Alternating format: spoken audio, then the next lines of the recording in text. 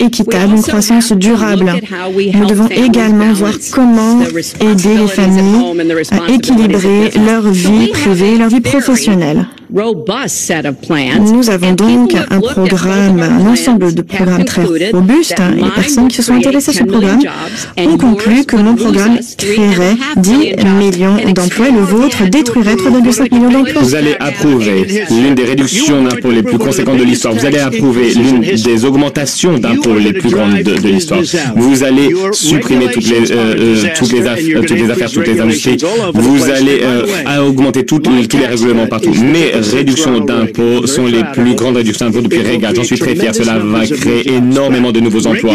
Mais les règlements, vous allez réglementer toutes ces entreprises et elles vont disparaître à cause de ces règlements. Je vais vous dire une chose. Lorsque je voyage, Lester Holt, je voyage et les entreprises et les personnes aiment les réductions d'impôts et ils aiment surtout les suppressions de réglementation. Il y a des réglementations et encore des réglementations. Les nouvelles entreprises ne peuvent pas se créer et les anciennes entreprises font faillite. Vos nouvelles réglementations vont empirer la situation. Je vais supprimer les impôts et les réglementations. Vous allez augmenter les impôts. Voilà, c'est ça, point final. Alors, on va passer au prochain segment. Lester, il faut que je réponde. J'imaginais effectivement qu'il y aurait beaucoup d'attaques de ce type. Vous pouvez aller voir la page d'accueil de mon site web. Nous en avons fait une page de vérification des faits. Donc en temps réel, vous pouvez voir les faits. N'hésitez pas à aller jeter un œil. Et regardez le mien également.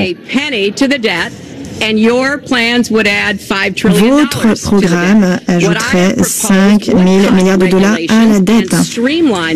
Nous proposons vous proposez de simplifier la réglementation. Nous voulons augmenter les impôts pour les plus riches, car ce sont eux qui ont fait tous les bénéfices. Et je pense qu'il est temps que les grands groupes, les plus riches, payent. Alors, nous allons ouvrir le prochain segment. Allez sur notre site. Vous allez voir, elle va augmenter de 1,3 milliard d'impôts. Et regardez notre site. C'est vraiment ça. Elle nous dit comment lutter contre l'État islamique. Elle le dit sur son site. Dans les entreprises, il va y avoir des créations d'emplois. Si vous regardez mon programme, ce n'est pas réellement fantastique pour les riches, c'est parfait pour la classe moyenne, c'est parfait pour que les entreprises se développent. Ces personnes vont injecter des milliards et des milliards dans les entreprises et ensuite il va y avoir des milliers de milliards de dollars qui vont être rapatriés. Les politiques tels que le secrétaire Clinton ne vont pas leur permettre de rapatrier l'argent à cause de toute la bureaucratie et de toutes les taxes. Donc, les entreprises quittent notre pays. Et croyez-le ou non, ces entreprises quittent notre pays car les impôts sont trop élevés et parce qu'il y a de nombreuses personnes qui ont de l'argent à l'étranger au lieu de rapatrier cet argent et d'utiliser cet argent. Tout le monde sait bien que cet argent devrait être rapatrié. Et bien, au lieu de ça, ils quittent nos pays afin d'utiliser leur argent car ils ne peuvent pas rapatrier cet argent dans notre pays à cause de la paperasserie, la bureaucratie. Nous avons un président qui peut les rassembler autour d'une table et qui ne peut pas les rassembler autour d'une table pour trouver un accord. Les républicains, les démocrates sont d'accord sur une chose. Ça devrait être fait. 2,5 000 milliards. Je pense que c'est le double, même peut-être 5 000 milliards de dollars que nous ne pouvons pas rapatrier dans notre pays, Lester. Et avec un petit peu de leadership, on pourrait le faire très rapidement et ça pourrait être utilisé dans de nombreux domaines, de nombreux secteurs et ce serait fantastique. Toutefois, nous n'avons aucun chef de file, aucun leadership et on commence par le secrétaire Clinton. Vous avez 2 minutes pour répondre à la même question.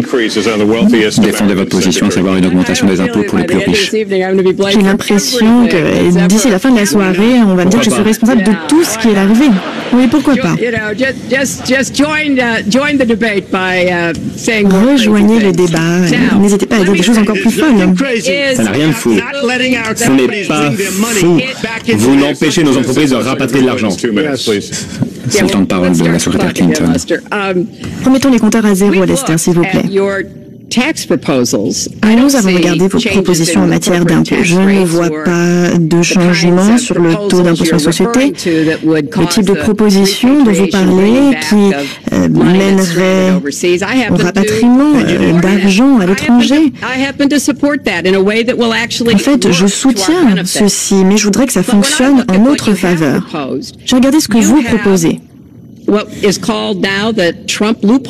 avez ce qu'on appelle la faille Trump, c'est-à-dire quelque chose qui vous avantagerait vous. Il y aurait des bénéfices fiscaux pour votre famille. Ce que vous proposez, en fait, c'est vraiment bon pour Trump, mais ça ne fonctionne pas pour le reste. Ça ne fonctionne pas, c'est ainsi que nous sommes retrouvés dans la situation de 2008. Baisser les impôts pour les plus riches ne fonctionne pas, et beaucoup de personnes aisées, intelligentes le savent. Et ces personnes disent, nous devons faire une contribution qui soit plus équitable pour aider la classe moyenne. Je ne crois pas que partir d'en haut fonctionne en Amérique. Je crois qu'il faut investir dans la classe moyenne. Il faut que les jeunes étudiants puissent se débarrasser de leur dette étudiante. Il faut aider ces personnes à pouvoir rembourser leur crédit étudiant. Il faut que ce soit une croissance avec une base large et inclusive. Il ne faut plus davantage pour les personnes tout en haut. Monsieur Trump. Voilà, un discours de politique. Ça parle, ça ne fait rien. C'est bien sur le papier, mais ça ne fonctionne pas, ça ne va jamais se produire. Notre pays souffre parce qu'il y a des personnes comme le secrétaire Clinton, ces personnes qui ont pris de très mauvaises décisions pour l'emploi, pour ce qui est en train de se produire. Regardez. Nous avons la pire reprise de l'économie depuis la Grande Dépression. Et croyez-moi, nous sommes dans une situation de bulle. Et la bourse a l'air de bien aller, mais si vous augmentez les taux d'intérêt, tout va s'effondrer. Nous sommes dans une grosse bulle dégoûtante et il faut faire très attention. La Fed joue de la politique. Il y a la responsable de la Fed. La Fed joue la politique en maintenant les taux d'intérêt à ce niveau. Et croyez-moi, le jour où Obama là où il part jouer au golf pour le reste de sa vie, une fois que les taux d'intérêt vont augmenter, vous allez voir des catastrophes. Pourquoi? Parce que la Fed ne fait pas son travail. La Fed est plus politique que la secrétaire Clinton. On parle du fardeau que les Américains doivent payer. Et vous n'avez pas publié vos relevés d'impôts. Les électeurs savent si leur président potentiel doit de l'argent, à qui il doit de l'argent, et s'il y a des conflits d'intérêts avec les entreprises. Est-ce que les Américains ont le droit de savoir s'il y a des conflits d'intérêts? Mais je suis sous audit constant. Dès que l'audit est terminé, cet avis sera publié. Toutefois, vous en apprenez plus sur Donald Trump en allant aux élections fédérales. J'ai écrit 104 pages, on voit 104 pages, j'ai rempli ces 104 pages et on voit les revenus, tous les revenus. J'ai regardé aujourd'hui, on voit que les revenus, 694 millions de dollars. Voilà, c'est ce qui est écrit. Si vous m'aviez dit que j'allais gagner ça il y a 20 ans, j'aurais été surpris. Voilà le genre de rhétorique qu'il nous faut pour notre pays. Lorsqu'il y a un pays dans une situation désastreuse telle que celle-ci, un pays qui a été arnaqué par tous les pays du monde, eh bien voilà le genre de rhétorique, le genre de réflexion dont nous avons besoin dans ce pays. Lester, nous avons un déficit commercial avec tous les pays avec lesquels nous faisons du commerce, de environ 800 milliards de dollars par an.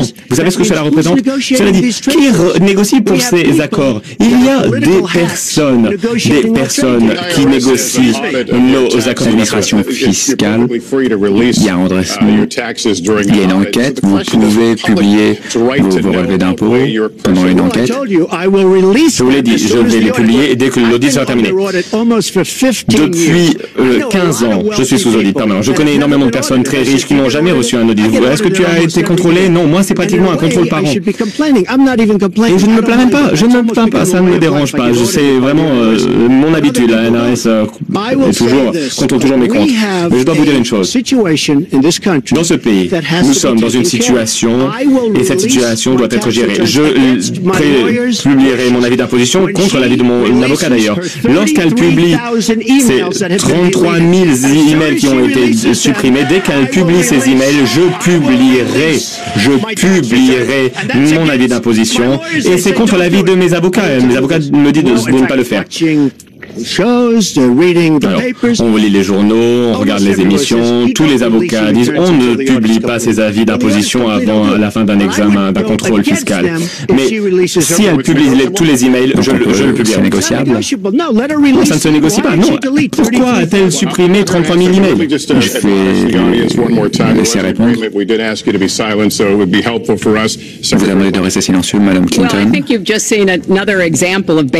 je crois qu'on a encore vu un exemple intéressant là. Depuis 40 ans, les candidats à la présidentielle ont publié leur déclaration de revenus. Nous savons que les services fiscaux ont dit qu'il n'y avait aucune incompatibilité à les publier même lorsqu'il y a un audit. Alors pourquoi ne veut-il pas publier sa déclaration d'impôt? Plusieurs raisons. Premièrement, peut-être n'est-il pas aussi riche que ce qu'il dit. Deuxièmement, peut-être n'est-il pas aussi généreux qu'il semble le dire. Troisièmement, on ne connaît pas l'état de ses affaires, mais on a appris, grâce à des rappeurs d'enquête, qu'il doit des centaines de milliers de dollars à Wall Street. Peut-être qu'il ne veut pas que les Américains, vous tous qui nous regardez ce soir, savoir qu'il ne paye rien en taxes fédérales. Il y a quelques années, il devait donner ces documents lorsqu'il essaie d'avoir une licence pour un casino. Et on a vu qu'il ne payait pas d'impôt sur le revenu. Donc zéro pour nos troupes, zéro pour les vétérans, zéro pour l'éducation ou la santé. Je crois que probablement il n'est finalement pas si enthousiaste à l'idée de voir le reste du pays découvrir les vraies raisons de cela. Ça doit être quelque chose de très important, peut-être même de grave, qu'il essaie de cacher. On n'a pas tous les taux d'imposition, on n'a pas tous les détails. Pour moi, je crois que les Américains méritent de voir ceci. Je n'ai aucune raison de croire qu'il va publier ses déclarations d'impôts, puisqu'il y a vraiment quelque chose qu'il doit être en train de cacher. Nous allons devoir jouer aux devinettes pour savoir ce qu'il cache. La question est de savoir est-ce que s'il se rapproche de la Maison Blanche, quels vont être ses conflits? À qui doit-il de l'argent? Eh bien, il vous doit la réponse et il doit fournir ces documents. Il a soulevé la question de vos emails, si vous voulez répondre à cette question. Oui, je vais répondre. Effectivement, j'ai fait une erreur, j'ai utilisé un compte privé et si je devais le refaire, évidemment, je ferais les choses différemment. Mais je ne vais pas me trouver des excuses. C'était une erreur et j'en prends la responsabilité. Monsieur Trump. C'était plus qu'une erreur. C'était fait exprès. Ce n'était pas une erreur. C'était fait exprès. Vous avez votre équipe qui utilise le 5e amendement des États-Unis afin de ne pas être traduit en justice. Lorsqu'il y a une personne qui utilise le 5e amendement, cette personne qui a géré ce serveur, c'est une honte. C'est une honte. Ce pays pense que c'est une honte. Concernant ma déclaration de revenus, on n'apprend pas grand-chose avec les déclarations d'impôts. On apprend beaucoup grâce aux informations financières. Et je dois vous dire une chose. Un rapport a parlé de 650 millions. Alors, il y a beaucoup d'amis qui connaissent mes affaires qui vont me dire « Oh, c'est pas beaucoup d'argent ». Ce n'est pas beaucoup d'argent, d'ailleurs. Dans le même rapport, c'était d'ailleurs pas une très mauvaise histoire dans ce rapport, on voit que c'est 3,5 milliards de dollars qui sont là. De 650 millions de dollars, ça ne fait pas partie. Ce n'est pas 650 millions, c'est bien moins. Mais je peux vous donner une liste de banques, si ça vous aide. Je peux vous donner une liste de banques, de très belles institutions, de très belles banques. Je pourrais le faire très rapidement. Vraiment, j'ai une très belle entreprise, j'ai de très bons revenus. Et pourquoi je vous dis ça? Ce n'est pas pour me vanter, c'est parce qu'il est temps. Il est temps que ce pays est un leader qui connaisse l'argent. Nous avons 20 000 milliards de dollars de dette. C'est une chose. Mais surtout que notre État est catastrophique. Être endetté lorsque que tout fonctionne bien, ce n'est pas un problème. Mais non, regardez nos aéroports. On a l'impression de voir des aéroports dans un pays du tiers-monde. Peu importe l'aéroport, Newark, LaGuardia, peu importe. Vous venez de Dubaï, vous voyez de superbes aéroports, pareil en Chine, et vous atterrissez aux États-Unis, vous voyez un aéroport d'un pays du tiers-monde. Alors, nous devons 20 000 milliards de dollars et notre pays est catastrophique. Et nous avons dépensé 6 milliards de dollars au Moyen-Orient, 6 ou 5, on a l'impression que c'est 6 000 milliards de dollars au Moyen-Orient. On aurait pu rebâtir 2 fois notre économie avec cet argent. Et ce sont les politiques comme la secrétaire Clinton qui sont responsables de ce problème. Notre pays a de graves problèmes. Nous sommes une nation endettée. Nous sommes un pays qui a besoin de nouvelles voies, de nouvelles routes, de nouvelles écoles, de nouveaux ponts, de nouveaux hôpitaux. Et nous n'avons pas l'argent. Pourquoi? Eh bien parce qu'il a été dilapidé à cause de vos idées. Peut-être parce que vous n'avez jamais payé d'impôt sur le revenu fédéral pendant des années.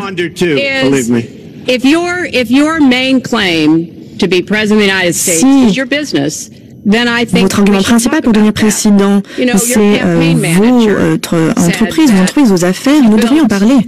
Votre manager de campagne a dit que vous avez fait vos affaires sur le dos de petites gens. Et j'ai rencontré beaucoup de personnes, Donald, des plongeurs, des architectes, des personnes qui installent du marbre, des personnes qui travaillent dans la draperie que vous avez refusé de payer lorsqu'ils ont terminé de travailler pour vous. Nous avons un architecte dans le public qui a conçu l'un de vos cours de golf. C'est un lieu magnifique, mis à disposition immédiatement, et vous n'avez pas voulu payer cet homme. Peut-être qu'il n'avait pas fait du bon travail, et donc je n'étais pas satisfait par son travail. Il y a des milliers de personnes que vous n'avez pas payées. Ces personnes ne méritent-elles pas une forme d'excuse de la part de quelqu'un qui a pris leur travail, pris les biens qu'ils ont produits, ensuite refusé de les payer? Moi, je dois dire que je suis vraiment soulagée de savoir que mon père n'a jamais fait d'affaires avec vous. Les personnes pour lesquelles il travaillait, il voulait vraiment qu'en fait, ce soit des affaires équitables des deux côtés. Et lorsqu'on parle de vos affaires, il faut savoir que vous avez fait faillite 6 fois. Il y a de grands hommes d'affaires qui n'ont jamais déclaré faillite une seule fois. Vous dites que vous êtes le roi de la dette. Vous avez même suggéré une fois que vous essayez de renégocier la dette nationale des États-Unis à la baisse. Alors, parfois, ce n'est pas un transfert direct de compétences. Mais parfois, ce qui se passe dans les affaires, ce serait très mauvais pour le gouvernement. Et donc, il faut être très clair à ce sujet. Ce sont que des paroles, des jolies paroles. J'ai bâti une très belle entreprise, une des meilleurs actifs du monde, même au-delà des États-Unis. C'est une incroyable entreprise. Mais 4 fois, nous avons utilisé certaines lois qui existent. Secrétaire Clinton parle de certaines personnes qui n'ont pas été payées. Alors, premièrement, ces personnes ont été énormément payées, mais on a utilisé les lois du pays. Alors, si vous voulez changer les lois du pays, vous êtes là depuis longtemps, vous pouvez le faire. Mais j'exploite les lois en application dans un pays, car je dirige une entreprise, mais mon obligation aujourd'hui, c'est de bien m'occuper de moi, mes employés, ma famille, mon entreprise. C'est donc ce que je fais. Mais elle ne dit pas une chose. Les dizaines de milliers de personnes qui sont très heureuses et qui m'adorent. Elles n'en parlent pas. Je vais vous donner un exemple. Nous ouvrons sur Pennsylvania Avenue, juste à côté de la Maison Blanche. Donc, nous ouvrons quelque quelque chose là-bas. Donc si je ne vais pas à la Maison-Blanche, je serai juste en face. Donc nous ouvrons une ancienne poste. On économisant énormément d'argent, nous avons respecté le budget et au-delà. Voilà ce que ce pays doit faire. Nous bâtissons des routes, ça coûte 2, 3, 4 fois le prix que ça devrait coûter. Nous achetons des produits pour l'armée et ça nous coûte beaucoup trop que ça ne devrait. Pourquoi? Parce que nous n'avons pas de personnes qui savent ce qu'elles font. On regarde le budget. Le budget est mauvais. Pourquoi? Parce qu'il y a des personnes qui n'ont aucune idée de ce qu'elles doivent faire et de comment acheter les choses. Trump International respecte énormément son budget et respecte les délais. Il faut faire la même chose pour notre pays.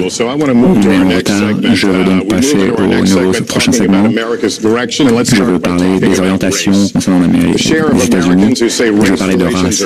Les relations entre les races et les communautés sont très mauvaises. Elles n'ont jamais été aussi mauvaises. Il y a des Africains-Américains qui sont tués par la police, comme on a pu le voir récemment à Charlotte. Il y a un fossé qu'il faut combler, un clivage. Comment vous allez faire pour combler ce fossé? Eh bien, vous avez raison.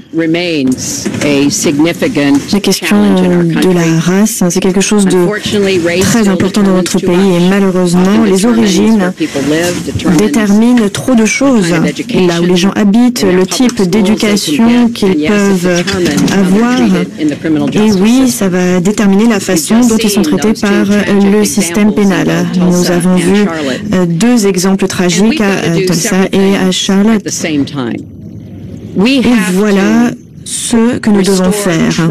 Nous devons rétablir la confiance entre les communautés et la police. Nous devons travailler pour faire en sorte que nos forces de police utilisent les meilleures techniques possibles, que ces forces soient bien préparés à faire usage de la force uniquement quand c'est nécessaire. Tout le monde devrait respecter la loi. À l'heure actuelle, ce n'est pas le cas dans de nombreux endroits.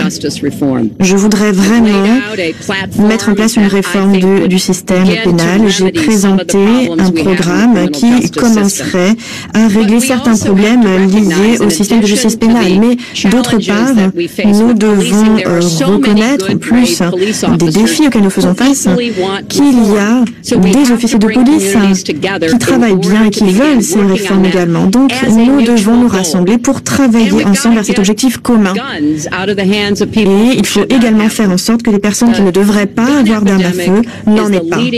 L'épidémie d'armes à feu, c'est la cause principale de la mort de jeunes noirs américains, plus que toutes les autres causes réunies.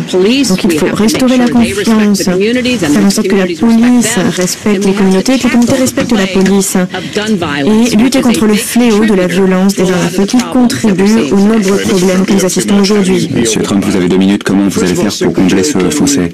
Premièrement, la secrétaire Clinton ne veut pas utiliser quelques termes. La loi et l'ordre. Il nous faut la loi et l'ordre. Sans ces 2 éléments, on ne peut pas avoir un pays. Je regarde ce qui se passe. Charlotte, une ville que j'aime, une ville où j'ai investi. Je regarde ce qui se passe à travers notre pays. Je peux citer des lieux toute la journée. Il nous faut la loi, des lois et de l'ordre dans notre pays. Comme vous savez, j'ai reçu l'appui de l'ordre fraternel des policiers. Je viens de recevoir leur appui. Nous recevons l'appui de pratiquement toutes les formations de police, un grand pourcentage des forces de police des États-Unis nous soutiennent. Nous sommes dans une situation où on voit qu'il y a des hispaniques, des afro-américains qui vivent un enfer car la banlieue est dangereuse. On peut se faire tirer dessus dans la rue. À Chicago, par exemple, il y a eu des milliers de fusillades depuis le 1er janvier. Des milliers d'attaques avec des armes à feu. Et je me dis, est-ce que nous sommes dans un pays en guerre? Que se passe-t-il? Que faisons-nous? Il faut mettre un terme à la violence. Il faut retrouver les lois et l'ordre. Dans une ville telle que Chicago, où des milliers de personnes ont été tuées par balle au cours des dernières années. 4000 personnes ont été tuées depuis que Barack Obama est devenu président. Près de 4000 personnes à Chicago ont été abattues. Il nous faut la loi et l'ordre. Alors, à Chicago, on peut arrêter les personnes pour les fouiller, ça fonctionne très bien, ça fonctionne très bien à New York, ça a énormément baissé le taux de criminalité. Mais on retire les armes des criminels. Il y a des gangs qui errent dans la rue et dans de nombreux cas, ce sont des migrants sans papier. Ils ont des armes à feu. Ils tirent sur les autres. Il faut être fort. Il faut être vigilant. Nous devons savoir ce que nous faisons. À l'heure actuelle, notre police, dans de nombreux cas, a peur d'agir. Il faut protéger nos banlieues parce que les Afro-Américains, les communautés d'Afro-Américains sont décimées par le crime. Décimées. Vous avez épuisé vos 2 minutes. Les arrestations avec des fouilles ont été jugées comme étant inconstitutionnelles à New York parce que vous avez tort. Stigmatisé les Hispaniques et les Noirs. Vous avez tort. Un juge s'est penché de ce dossier.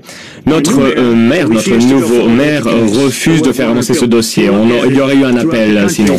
Vous pouvez voir qu'il y a de nombreux exemples dans le pays. L'argument, c'est que ça fait un profilage ethnique. Non, on a l'impression qu'il faut retirer les armes de ces personnes. Ce sont des personnes qui n'auraient pas dû avoir une arme. Ce sont des criminels, ce sont des mauvaises personnes. Imaginez, 3000 fusillades à Chicago depuis le 1er janvier. 4000 personnes abattues à Chicago, tuées par arme à feu, depuis le début de la présidence de Barack Obama. Donc dans sa ville natale, il faut utiliser ces fouilles au corps, ces arrestations et ces contrôles. Il n'y a pas de bonne communauté, des bonnes relations entre les communautés à Chicago. J'y suis allé souvent, j'allais bien là-bas et j'ai vu. On peut voir dans de nombreux autres lieux que c'est différent. Il y a besoin d'une meilleure relation. Je suis d'accord avec la secrétaire Clinton. Il y a besoin de meilleures relations entre les communautés et la police, car parfois cette relation n'est pas bonne. Mais regardez Dallas. La relation à Dallas a été réellement étudiée. Elle s'est améliorée. C'est une très bonne relation. Ensuite, il y a eu 5 policiers qui ont été tués de manière très violente une nuit. Et donc on voit qu'il y a des choses tout à fait négatives qui se passent, des tragédies, mais il nous faut la loi et l'ordre. Il nous faut la loi et l'ordre dans les banlieues.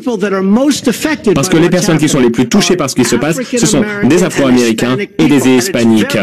Et c'est tout à fait injuste pour ces personnes. Il est triste de voir, c'est injuste pour eux de voir ce que les politiques acceptent de faire. J'ai entendu Donald dire ceci à ses meetings. Il est vraiment malheureux de l'entendre dépeindre un portrait si sombre des communautés noires dans notre pays. Le dynamisme des églises afro-américaines, toutes les opportunités que toutes les familles essaient de proposer à leurs enfants. Il y a beaucoup de choses dont nous devrions être fiers et que nous devrions soutenir. Mais bien sûr, il faut toujours garantir la sécurité de nos concitoyens. Il y a les bonnes façons de le faire et puis il y a les façons qui ne sont pas efficaces. Les fouilles au corps spontané ont été décrétées anticonstitutionnelles. Pourquoi? En partie parce que ce n'était pas efficace. Ça ne permettait pas d'atteindre les objectifs. Moi, je pense qu'il faut vraiment travailler avec les communautés et les crimes liés aux communautés sont finalement moins importants que dans les années 1990. Pendant 25 ans, il y a eu une bonne coopération, mais il y a tout de même eu des problèmes, des conséquences inattendues. Trop de jeunes noirs américains et de jeunes latinos finissent par se retrouver en prison pour des délits non violents. Si vous êtes un jeune homme noir américain, vous faites la même chose qu'un jeune blanc, vous êtes beaucoup plus susceptible d'être arrêté et d'être incarcéré. Donc nous devons traiter le racisme systémique dans notre système de justice pénale. On ne peut pas simplement parler de loi et d'ordre. Nous devons proposer un plan qui va permettre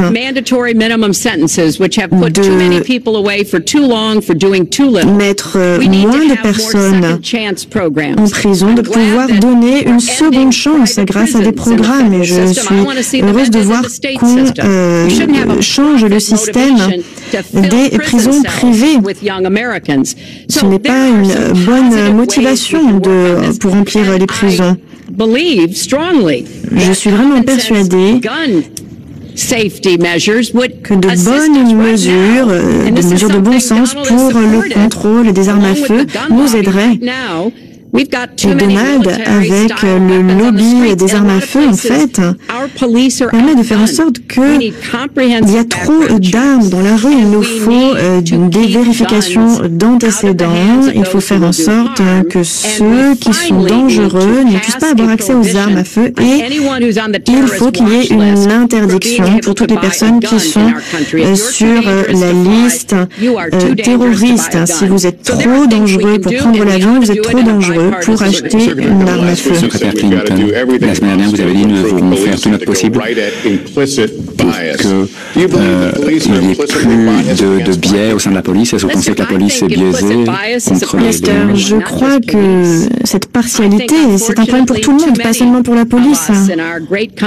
Hélas, trop de personnes dans notre beau pays ont des conclusions trop hâtives les uns sur les autres. Je crois que nous devons tous nous poser des questions difficiles. Pourquoi est-ce que j'ai tel ou tel sentiment? Lorsqu'il s'agit de l'action de la police, ce qui peut avoir des conséquences fatales, je l'ai dit lors de mon premier budget, nous allons placer de l'argent pour ce budget en formant davantage nos officiers de police. J'ai rencontré des chefs de police extrêmement expérimentés il y a quelques semaines. Ils ont admis que c'était un problème, ils sont très inquiets, notamment sur la question de la santé mentale.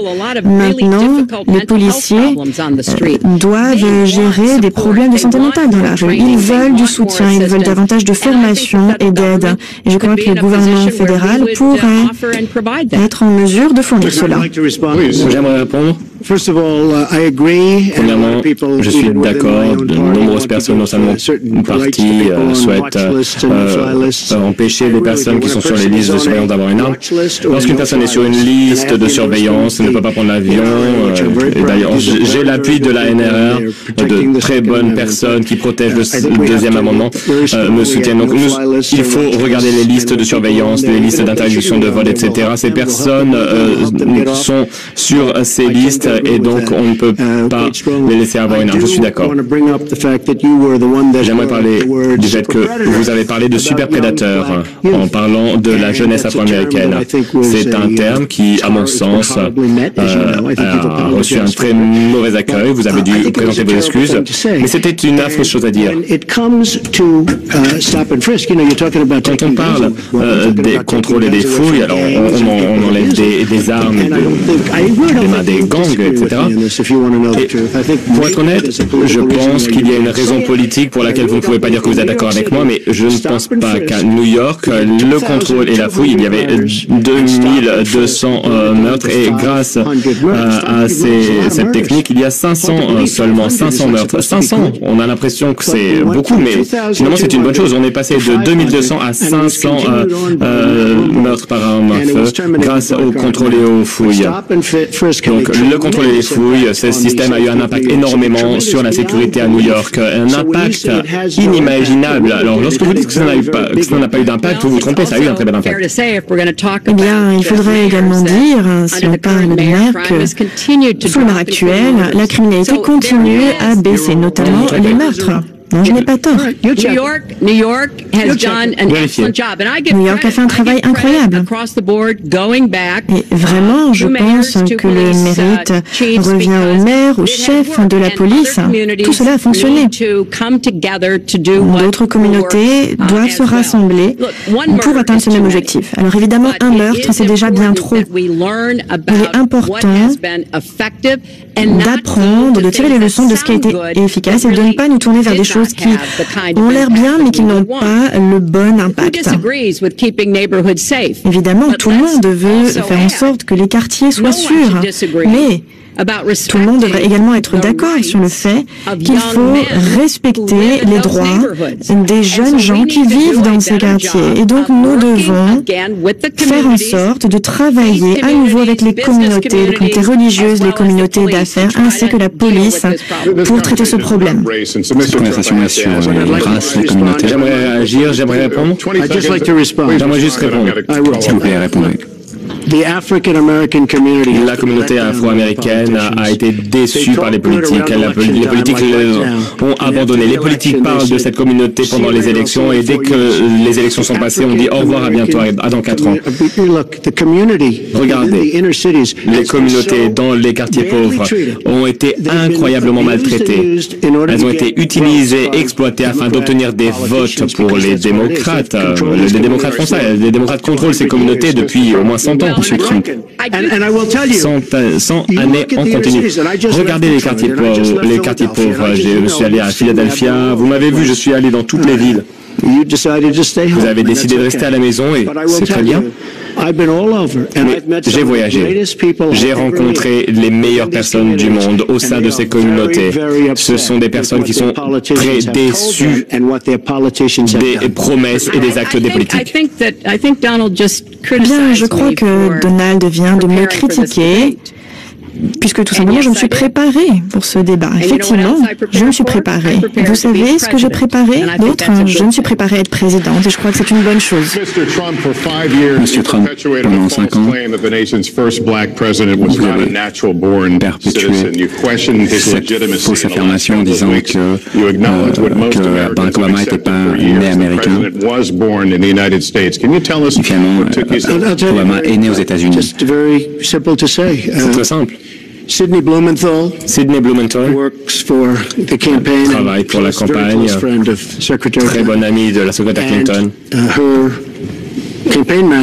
Son directeur de campagne, Patty Doyle, pendant sa campagne contre le président Obama, s'est battu avec acharnement. Vous pouvez vérifier les faits, vous pouvez regarder CNN. On voit que Patty Doyle a déclaré que c'était en train de se passer. Donc il y a un reporter qui a été envoyé à Claplatchi au Kenya pour vérifier les informations. Ils ont poussé, n'a pas réussi à obtenir le certificat de naissance. Moi, j'ai réussi. J'ai pu obtenir le certificat de naissance. Donc je suis satisfait. Je vais vous dire pourquoi je suis satisfait du résultat. Je voulais lutter contre le groupe État islamique. Je voulais créer des emplois. Je voulais agir pour avoir des frontières solides. Je voulais agir pour lutter pour des choses qui sont très importantes pour moi et pour le pays. Je vais vous laisser répondre. Je veux juste obtenir la réponse ici. L'acte de naissance a été produit. Ils vont continuer à raconter cette histoire et à remettre en question la légitimité du président de la République. Qu'est-ce qui a changé? Bien, personne n'en avait quoi que ce soit à faire. Vous posez la question ce soir, évidemment, mais plus personne n'en avait quoi que ce soit à faire. Mais c'est grâce à moi qu'il a pu présenter ce certificat de naissance et je crois que j'ai fait du bon travail. La secrétaire Clinton a également essayé, elle a lutté contre cela. Plutôt, Sidney Blumenthal a dit aux journalistes, il faut regarder CNN, vous allez voir la semaine dernière l'interview avec l'ancien directeur de campagne. Elle a été impliquée, mais elle ne peut pas rapatrier les emplois et donc elle ne peut pas non plus présenter le certificat. De combler ce fossé, ce clivage entre les races, qu'est-ce que vous avez à dire aux Américains? Je ne dis rien car j'ai réussi à le faire montrer son certificat de naissance. Il aurait dû le faire bien avant. Mais lorsqu'on parle de soigner, d'améliorer, je pense que j'ai une très bonne relation depuis quelque temps avec la communauté d'Afro-Américains. Vous pouvez le voir. J'ai réussi à développer une belle relation et je pense que j'ai fait du bon travail. J'ai réellement fait du bon travail pour le pays et pour le président car j'ai obtenu du président qu'il produise son certificat de naissance. Bien, écoutez ce que vous venez d'entendre. Très clairement, Donald vient de l'admettre, il savait qu'il allait être sur cette scène et que Lester allait poser la question. Donc il essaie de faire en sorte que les gens qui sont opposés à lui, qui sont opposés à Donald Trump, puissent entendre ce qu'il a à dire. Et je crois que c'est une bonne chose. de tout simplement se débarrasser de ce problème, de ce mensonge sur l'acte de naissance. Mais on ne peut pas se débarrasser de ce problème si facilement. Il a vraiment commencé son activité politique en se basant sur ce mensonge raciste, à savoir que notre premier président noir n'était pas un citoyen américain. Il n'y avait absolument aucune preuve en ce sens, mais il a persisté pendant des années, puisque certains de ses partisans, certaines personnes qu'il essayait de se mettre dans la poche voulaient qu'il le croie. N'oubliez pas, Donald a commencé sa carrière en 1973 et il a été poursuivi en justice pour une discrimination raciale car il ne voulait pas louer l'un de ses appartements à des Afro-Américains. Il a fait en sorte que les personnes qui travaillaient pour lui comprennent bien que c'était là sa politique. En fait, il a été poursuivi 2 fois en justice par le département de la justice. Donc, en fait, il a vraiment une longue histoire de comportement raciste. Et le mensonge sur l'acte de naissance, c'était très douloureux. Barack Obama est un homme très digne. Je peux vous dire à quel point cela l'a contrarié, cela l'a perturbé. Cela a été utilisé contre lui. Mais je voudrais vous rappeler ce que Michelle Obama a dit lors de son discours de la Convention démocratique. Lorsque ces personnes nous critiquent, eh bien, nous gardons la tête haute. Barack Obama a gardé la tête haute face à Donald Trump. Oui, avec plaisir. Premièrement, j'ai regardé vos débats avec Barack Obama pour préparer ce débat et vous lui avez énormément manqué de respect. Je vois comment vous vous exprimez à présent. Vous dites que votre relation est toute jolie, toute gentille et toute belle. Non, ça ne fonctionne pas comme ça. Vous avez lutté contre lui.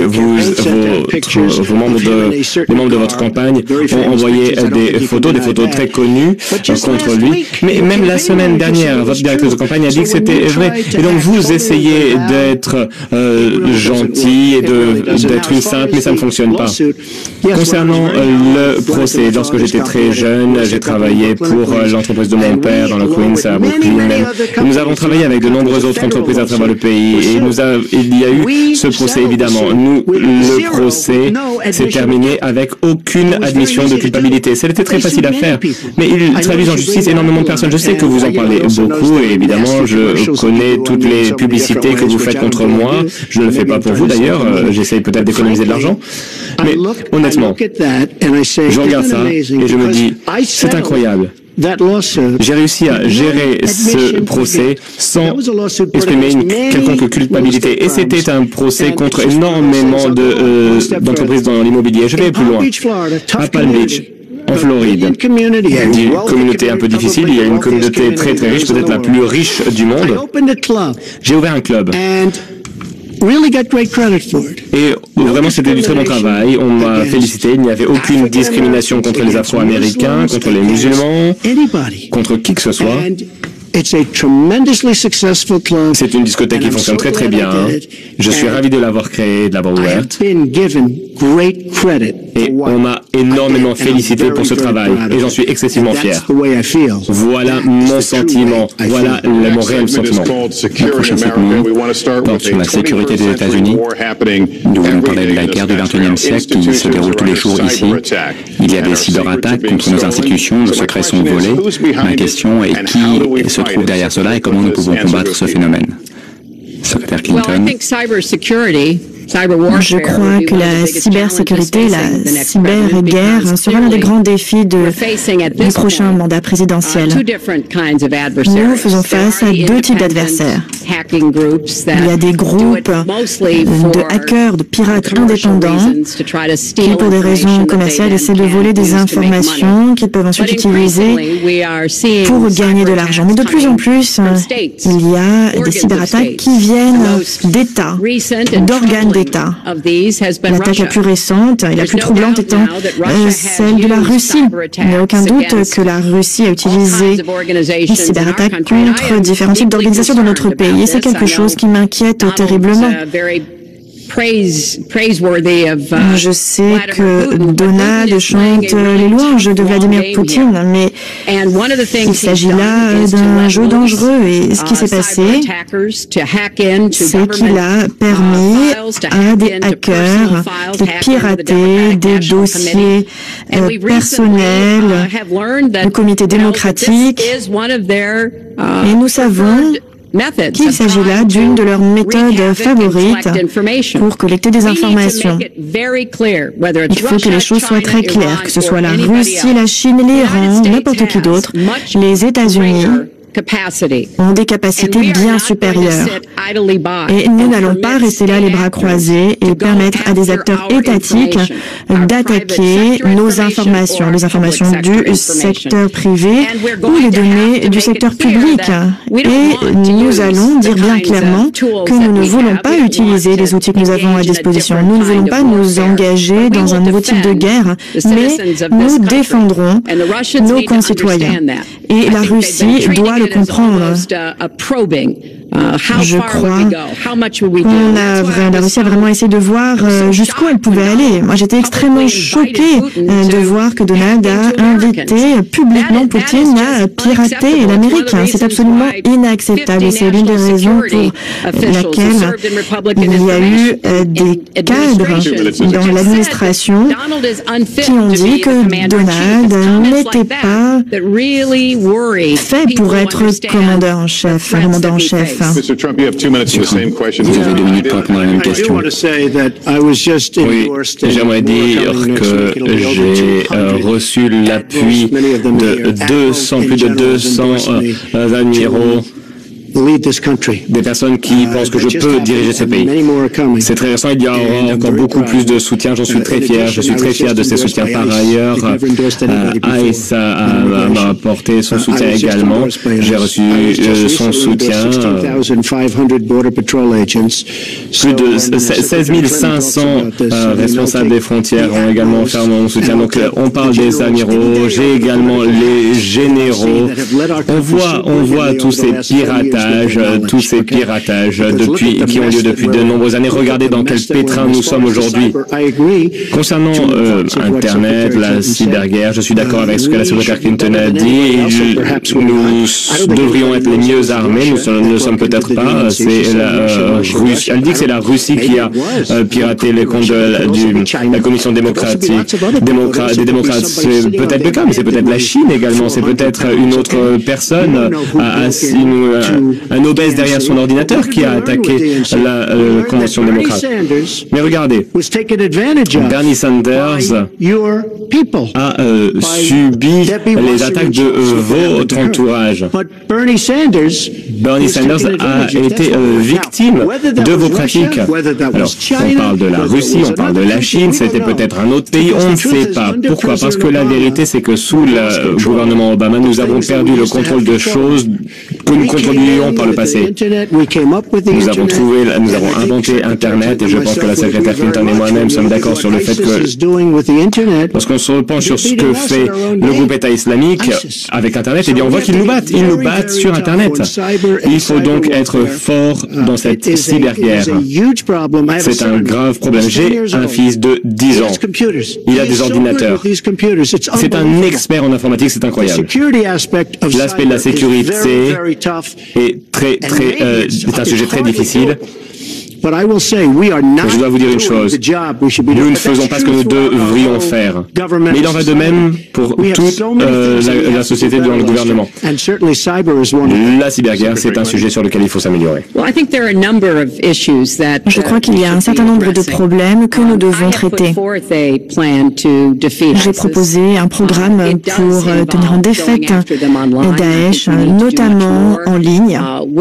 Et nous devons travailler de plus en plus avec les entreprises de technologie pour empêcher Daesh d'utiliser Internet pour radicaliser nos citoyens de notre pays, en Europe et ailleurs. Nous devons également intensifier nos frappes aériennes contre l'État islamique et soutenir nos partenaires arabes et kurdes pour qu'ils puissent éliminer Daesh à Raqqa Nous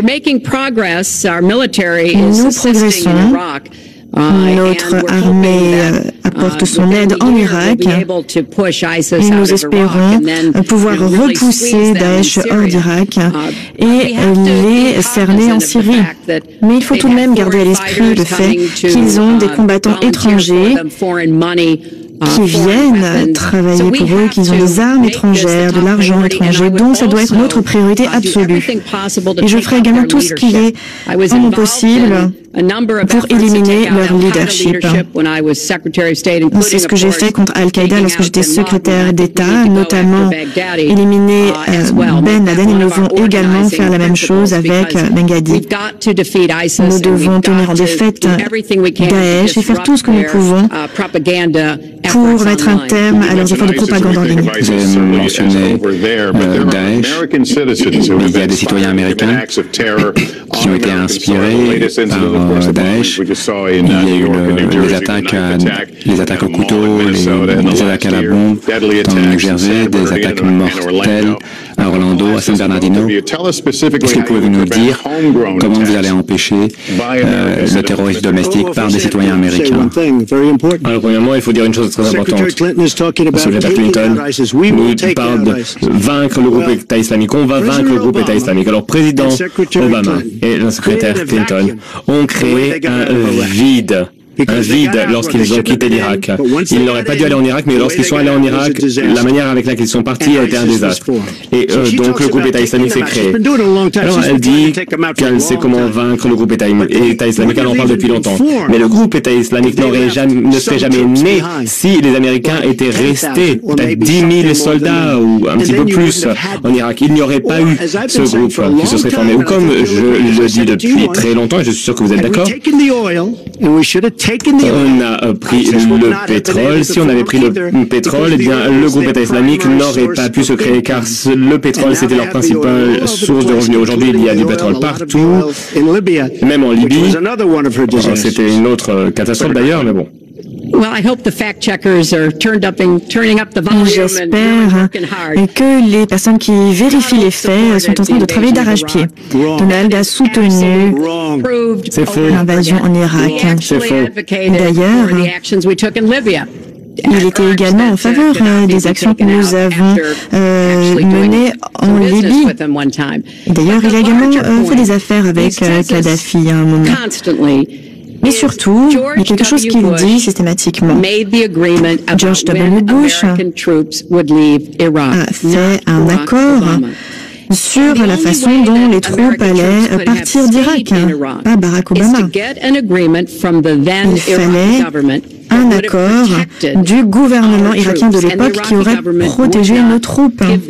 Le gouvernement irakien n'y a pas concédé. Mais parlons de la question que vous avez posée, Lester. La question, c'est qu'est-ce que nous faisons ici, aux États-Unis? Ça, c'est la partie la plus importante. Comment faire pour empêcher les attaques? Comment protéger nos concitoyens? Je crois qu'il nous faut vraiment collecter le maximum de renseignements. Et j'étais extrêmement fière des forces de l'ordre à New York, dans le Minnesota, dans le New Jersey. Ils ont réagi très rapidement, de façon très professionnelle, aux attaques qui ont été perpétrées. Nous allons sans doute collecter davantage d'informations, puisque la personne qui a commis ces attaques est toujours là. Donc nous allons vraiment devoir collecter toutes les informations d'Europe au Moyen-Orient. Nous devons travailler en coopération avec nos alliés. Et d'ailleurs, Donald n'est pas d'accord avec cela. Nous travaillons avec l'OTAN, la plus grande alliance militaire de l'histoire mondiale, pour pouvoir lutter contre le terrorisme. Nous travaillons avec nos amis au Moyen-Orient. Pour la plupart, ce sont des nations à majorité musulmane et Donald a systématiquement insulté les musulmans, que ce soit à l'étranger ou dans notre pays, alors que nous devons coopérer avec les pays musulmans et les communautés américaines musulmanes. Ce sont ces personnes qui peuvent nous fournir des informations que nous ne pouvons pas avoir autre part. Nous devons avoir une coopération très étroite entre ces pays et les forces de l'ordre ici, plutôt que de les aliéner en raison de la rhétorique de Donald Trump. Il faut que je réagisse, il faut que je réponde. Hillary Clinton dit qu'il faut travailler avec eux. On travaille avec eux depuis de nombreuses années. Et regardez dans quel désastre nous sommes aujourd'hui. Regardez le Moyen-Orient. C'est une catastrophe. Sous votre leadership d'ailleurs, en grande partie. Regardez le Moyen-Orient. Vous êtes responsable également de l'accord avec l'Iran, un pays qui était prêt à s'effondrer tellement il suffoquait sous les sanctions. Et à présent, eh bien, ce pays va devenir une grande puissance très rapidement. Mais regardez l'OTAN. On m'a demandé, que pensez-vous de l'OTAN? Je suis un homme d'affaires. Je me suis dit, j'ai du sens commun. Et donc j'ai répondu, j'ai beaucoup pensé à l'OTAN. Il y a deux choses. Premièrement, les 28 pays, les États membres de l'OTAN ne participent pas suffisamment. Deuxièmement, et ça m'embête parce qu'il faudrait... Alors on les défend et il devrait qu'au moins qu'ils nous payent comme ils devraient le faire. Au moins grâce à des traités, à des contrats. Et donc deuxièmement, j'ai dit, avec force, l'OTAN pourrait être obsolète. Et j'ai bien insisté sur ce point. Et on a bien repris ses propos sur le New York Times, c'est inhabituel d'ailleurs d'être aussi fidèle dans le New York Times. J'ai dit, on ne se concentre pas suffisamment sur la terreur, le terrorisme. Je l'ai dit à de nombreuses reprises. Il y a 4 mois, j'ai dit sur le Wall Street Journal que l'OTAN ouvrait une grande division terroriste, une grande division contre le terrorisme, et j'ai dit que c'était une excellente chose parce qu'on paye environ 73% du coût de l'OTAN, on la représente beaucoup d'argent, donc on fout cet argent pour protéger les autres, mais je suis en faveur de l'OTAN. Mais j'ai dit qu'il fallait se concentrer sur le terrorisme. Ils vont le faire d'ailleurs. Croyez-moi, on ne va pas me féliciter pour ça, mais c'était certainement grâce à ce que j'ai dit et grâce à mes critiques contre l'OTAN. Il faut que l'OTAN aille au Moyen-Orient avec nous, en plus des pays voisins, et il faut botter les fesses du groupe État islamique rapidement. Le groupe État islamique s'est créé à cause de ce vide créé par Barack Obama et Hillary Clinton. Croyez-moi. Ils ont dit c'est incroyable. Ils ont dit attendez, laissez-moi finir. Le groupe s'est créé. Ça n'aurait pas dû se produire. Ça n'aurait jamais dû se produire. Vous parlez de vaincre le groupe État islamique. Vous étiez là, vous étiez secrétaire d'État lorsque ce groupe était à ses balbutiements. Maintenant, il est présent dans 30 pays. Vous allez les vaincre? Je ne crois pas. Vous étiez en faveur de la guerre contre l'Irak avant l'invasion. Je n'ai pas soutenu la guerre en Irak. C'est un mensonge des médias instigé par Hillary Clinton car elle pense car elle connaît très bien les médias. J'étais contre, un instant, j'étais contre la guerre en Irak. Montre autre chose. On pourra voir que j'ai raison. J'ai fait une interview avec Stern, on m'a posé la question et j'ai dit très facilement, j'ai dit peut-être, on ne sait pas, qui sait. En gros, j'ai dit ça. Ensuite, il y a eu une interview avec Neil Cavuto. On a parlé de l'économie qui est plus important. J'ai ensuite parlé à Sean Hannity. Tout le monde refuse de parler avec cette personne. J'ai parlé avec Sean Hannity pour la Fox. Et cette personne a dit, il m'a appelé l'autre jour et on en a parlé d'ailleurs. Il m'a dit, tu étais totalement contre la guerre. Il était pour. Excusez-moi. C'était avant le début de la guerre. Sean Hannity a dit, avec vigueur, il est prêt à le dire, mais personne ne l'appelle pour vérifier. Il a dit que j'étais contre la guerre. On avait un désaccord parce qu'il était pour la guerre. Non, je comprends très bien pourquoi on peut être pour cette guerre, mais on n'aurait jamais dû y aller. Mais personne n'appelle cette personne pour vérifier. Ensuite, il y a eu un article dans un très grand magazine, très rapidement après le début de la guerre. Dans O4, il y a eu un article et on voyait que j'étais tout à fait contre la guerre en Irak. Et un de vos compatriotes a dit que ce soit avant ou juste après, Trump était toujours contre. Je vais demander à la presse. Si quelqu'un appelle Sean Hannity, c'était avant le début de la guerre. Lui et moi, nous disputions sur le sujet de la guerre. J'ai dit que c'était une idée stupide qui allait déstabiliser le Moyen-Orient et c'est exactement ce que cela a fait. Référence, c'est ce que vous avez dit en 2002. Ma question est pourquoi votre jugement est différent de celui de... J'ai un bien meilleur jugement qu'elle. Clinton. J'ai un bien meilleur jugement qu'elle. Et un bien meilleur tempérament également. J'ai un bien meilleur tempérament qu'elle. Elle a dépensé des centaines de millions de dollars pour une campagne de publicité. On voit Madison Avenue, etc. Et on voit tous mes défauts. Moi, ma plus grande qualité, c'est mon tempérament. J'ai le tempérament de winner, de vainqueur. Je sais comment gagner. Elle ne le sait pas. L'autre jour, il y avait un écran bleu. Je ne sais pas à qui vous parliez pour cette campagne, Hillary Clinton, mais vous étiez hors de contrôle. Et je me suis dit, voilà une personne avec un problème de tempérament. Secrétaire Clinton. Wow, bon.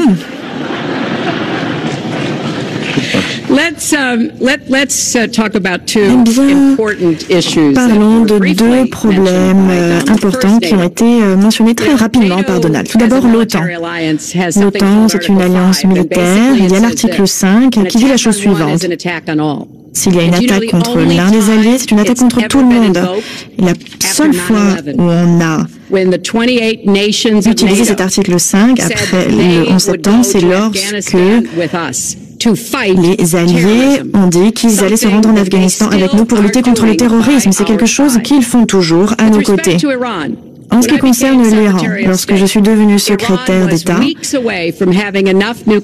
l'Iran était à quelques semaines d'avoir une arme nucléaire.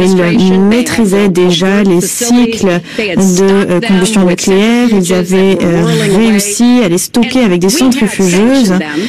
Nous avions imposé des sanctions. J'ai voté pour toutes les sanctions lorsque j'étais au Sénat, mais ça ne suffisait pas. Donc pendant 1 an et demi, j'ai formé une coalition qui incluait la Russie et la Chine pour imposer les sanctions les plus dures qui soient à l'Iran. Et nous les avons donc amenés à la table des négociations. Mon successeur, John Kerry, et le président Obama ont réussi à avoir un accord pour limiter le programme nucléaire iranien sans un seul coup de feu. C'est ça la diplomatie, c'est ça la formation d'une coalition, la coopération avec les autres pays.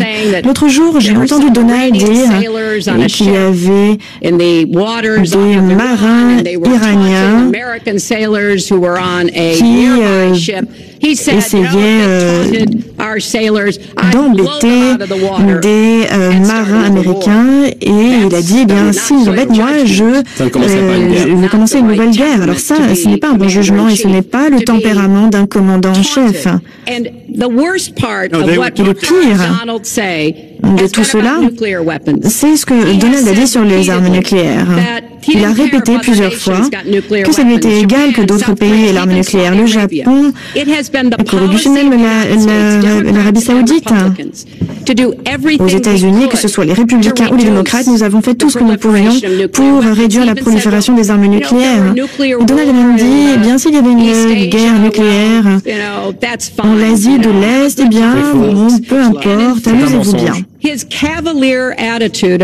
Une attitude très cavalière concernant les armes nucléaires. C'est très, très perturbant et c'est ça la première menace à laquelle nous faisons face dans le monde. Ça devient de plus en plus menaçant si les terroristes réussissent à s'emparer de l'arme nucléaire.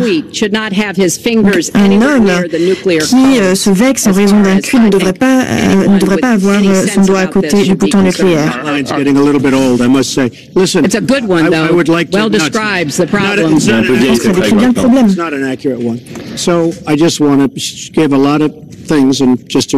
Alors j'aimerais réagir à présent et répondre. Je suis d'accord sur un point. Le principal problème du monde aujourd'hui, c'est l'armement nucléaire, les armes nucléaires. Ce n'est pas le réchauffement climatique comme vous le pensez et comme le pense le président. Le nucaraire, c'est notre principale menace. Juste après, dans la liste, on défend, on protège le Japon, l'Arabie Saoudite, l'Allemagne, plusieurs pays qui ne nous payent pas. Ils devraient nous payer parce que nous leur offrons un énorme service et nous perdons énormément d'argent. C'est pour cela que nous perdons. Nous perdons sur tous les plans. Nous perdons sur tous les plans. Alors, j'ai dit qu'il était très possible que ce n'est pas il y a 40 ans. Aujourd'hui, on ne peut pas défendre le Japon. C'est un énorme pays qui nous vend énormément de voitures. Tout ce que je dis, c'est qu'ils vont peut-être devoir se défendre eux-mêmes ou alors nous aider. C'est un pays, nous sommes un pays qui est endetté à hauteur de 20 000 milliards de dollars. Ils doivent nous aider. Je suis d'accord. C'est la plus grande menace de notre pays. La prochaine question. Concernant les armes nucléaires, Obama a considéré la politique des nations concernant la première utilisation. Est-ce que vous êtes en faveur de la politique actuelle concernant les armes nucléaires? La secrétaire Clinton a parlé du nucléaire avec la Russie. Elle est très cavalière dans ses propos. La Russie s'est développée aujourd'hui. Nous avons de nouvelles capacités, mais nous n'avons pas mis à jour ces capacités. J'ai vu des B-52, par exemple, qui sont très très vieux. Votre père, votre grand-père pourrait voler sur ces machines. Aujourd'hui, nous sommes à la traîne par rapport aux autres pays. Je n'utiliserai pas la technique de la première attaque, évidemment. Il y a une alternative, évidemment, mais dès qu'il y a une alternative, tout est fini. Nous devons être prêts en même temps. Je ne peux pas oublier certaines alternatives. On voit certains pays, on voit la Corée du Nord, par exemple. On n'y fait rien. La Chine devrait résoudre ce problème pour nous. La Chine devrait aller en Corée du Nord. La Chine est très puissante, surtout dans sa relation avec la Corée du Nord. Et il y a un autre accord, un terrible accord que vous avez lancé, l'accord avec l'Iran. L'accord est un grand partenaire commercial avec la Corée du Nord. Mais il y a cet accord rude avec l'Iran. On aurait dû inclure dans cet accord, ils auraient dû inclure une clause sur la Corée du Nord. Ils auraient dû faire quelque chose sur le Yémen également et tous ces autres pays. J'ai demandé à secrétaire Kerry, pourquoi vous n'avez pas ajouté toutes ces autres clauses dans l'accord? Eh bien, il y aurait pu y avoir 400 millions de dollars en espèces. On n'a jamais vu ça. Et c'était une mauvaise idée. C'était 1,7 milliard de dollars en espèces, évidemment, pour payer pour les otages, etc. Alors, on se dit, pourquoi n'ont-ils pas trouvé le bon accord? C'est un des pires accords jamais conclus par tous les pays dans l'histoire. Cet accord avec l'Iran va entraîner à des problèmes nucléaires. Ils vont obtenir l'arme nucléaire, c'est sûr. J'ai rencontré Benjamin Netanyahu et il n'est pas satisfait. Secrétaire Clinton, vous avez 2 minutes. Je voudrais commencer par dire que les mots sont importants. Les mots sont importants lorsque vous êtes candidat à la présidentielle et ils sont d'autant plus importants lorsque vous êtes président. Je voudrais rassurer nos alliés au Japon, en Corée du Sud et ailleurs, et leur dire que nous avons des traités de défense mutuelle et que nous les honorons.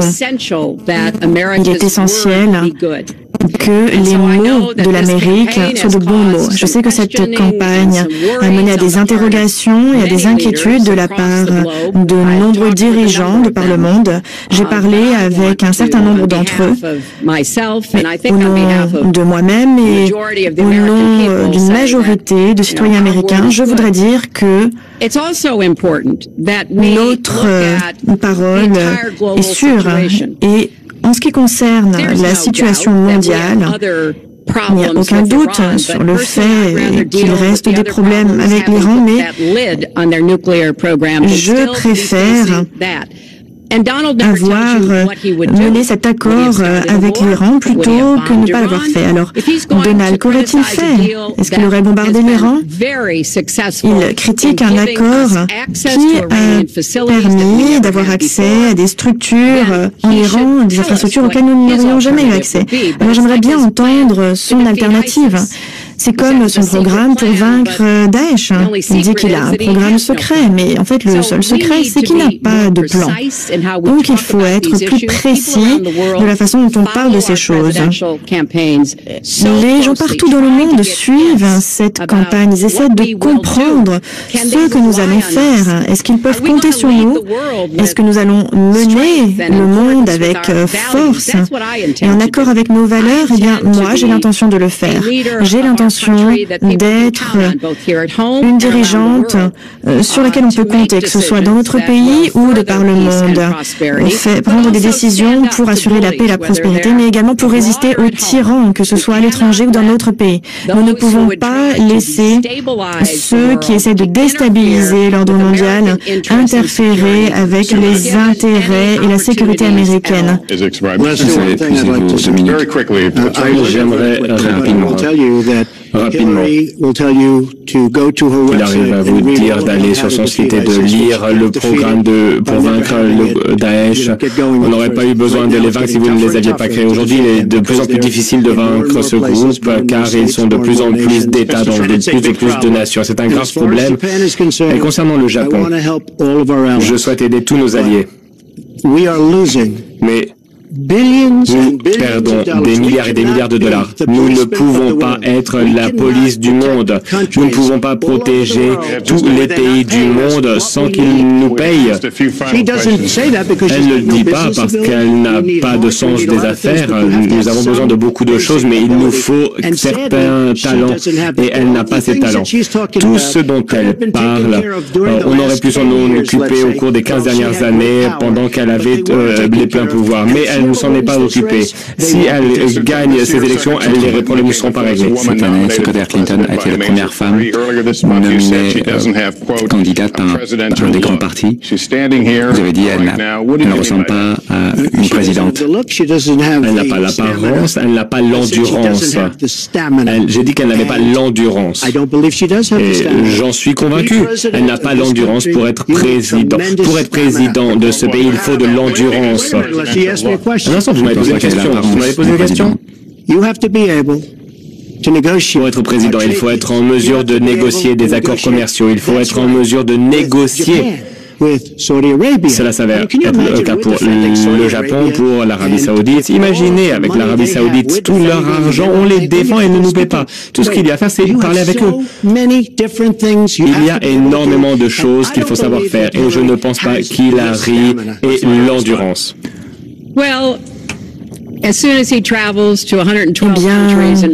Lorsqu'il voyagera dans 112 pays et qu'il négociera un traité de paix, un cessez-le-feu, une libération de dissidents, une ouverture de nouvelles opportunités, de par le monde, même s'il passe 11 heures à parler devant un congrès, eh bien là, il pourra me parler d'endurance.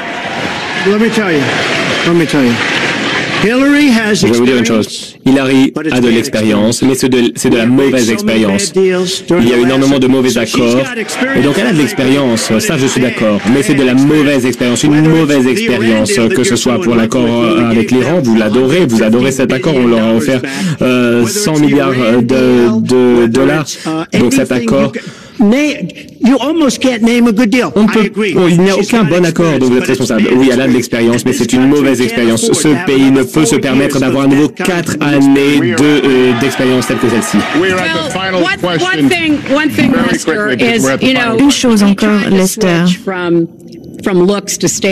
Il a essayé de passer de mon apparence à mon endurance, mais c'est un homme qui a traité les femmes de cochons et de chiens, qui a dit que la grossesse était un ennui pour l'employeur, que les femmes ne méritent pas un salaire égal lorsque travaillent le même que les hommes. Et l'une des pires choses qu'il ait dites concernait une femme dans un concours de beauté, donc il aime beaucoup ce genre de concours, et il a appelé cette dame Miss Peggy. Et puis ensuite, il l'a appelée femme de ménage puisqu'elle était d'origine hispanique. Et cette dame est devenue citoyenne américaine. Et vous pouvez être sûr qu'elle va voter en novembre. Monsieur Trump, Hillary me lance ses critiques par le biais de publicité, par exemple. Et Rosie O'Donnell, par exemple, je l'ai très fortement critiquée. Elle méritait ses critiques et personne n'est désolé pour cette personne. Mais j'allais dire une chose. J'allais dire quelque chose de très très dur à Hillary, à sa famille. Et je me suis dit, non, je ne peux pas le faire. C'est inapproprié, ce n'est pas gentil. Mais elle dépense des centaines de millions de dollars pour des publicités qui me critiquent et qui sont des mensonges. Et je vais vous dire une chose, ce n'est pas gentil et je ne le mérite pas. Ce n'est pas une gentille chose qu'elle a faite. Ce sont des centaines de millions de dollars en publicité et j'ai vu qu'avec tout cet argent des centaines de millions de dollars, eh bien on voit qu'elle a fait toutes ces publicités et nos résultats sont assez similaires. Vous ne va pas remporter cette élection. La question, est-ce que vous voulez accepter le résultat de cette élection comme étant la volonté des électeurs? Je soutiens notre démocratie. Parfois on gagne, parfois on perd. Mais une chose est sûre, j'accepterai le résultat de l'élection. Je sais que Donald essaie de semer le doute à ce sujet, mais je pense que nos concitoyens comprennent que vraiment, c'est vous qui allez la faire. Ce n'est pas nous vraiment qui allons faire cette élection, c'est vous, c'est pour vos familles, pour l'avenir que vous voulez. Donc j'espère que vous allez tous voter. Votre avenir en dépend. Très rapidement, même question, est-ce que vous allez accepter le résultat des élections? Je souhaite que l'Amérique retrouve sa grandeur. Nous sommes une nation confrontée à de nombreux problèmes. Nous perdons tous nos emplois. Il y a énormément de migrants qui affluent. Nous avons déporté 800 personnes récemment et ils ont peut-être appuyé sur le mauvais bouton. Ou encore pire, c'était de la corruption. Mais ces personnes que nous avions déportées pour de bonnes raisons sont devenues des citoyens. Ils ont acquis la citoyenneté. 800. Et c'est peut-être 1800 maintenant. On ne sait même pas. On ne connaît pas les chiffres résultats des élections. Je souhaite que l'Amérique retrouve sa grandeur. Je suis en mesure de le faire. Je ne pense pas qu'Hillary soit capable de le faire. La réponse est que si elle gagne, je la soutiendrai à 100%. C'est la conclusion de notre débat pour ce soir. Nous avons couvert beaucoup de thématiques, pas toutes les thématiques. Le prochain débat est prévu pour le 9 octobre à l'Université de Washington à Saint-Louis et le 19 octobre à l'Université du Nevada à Las Vegas. Le débat va continuer. Le débat des vice-présidents est prévu à l'Université de Farmville en Virginie. Je voudrais remercier la secrétaire Hillary Clinton et Donald Trump, ainsi que la commission pour nous avoir accueillis ce soir. Je vous remercie.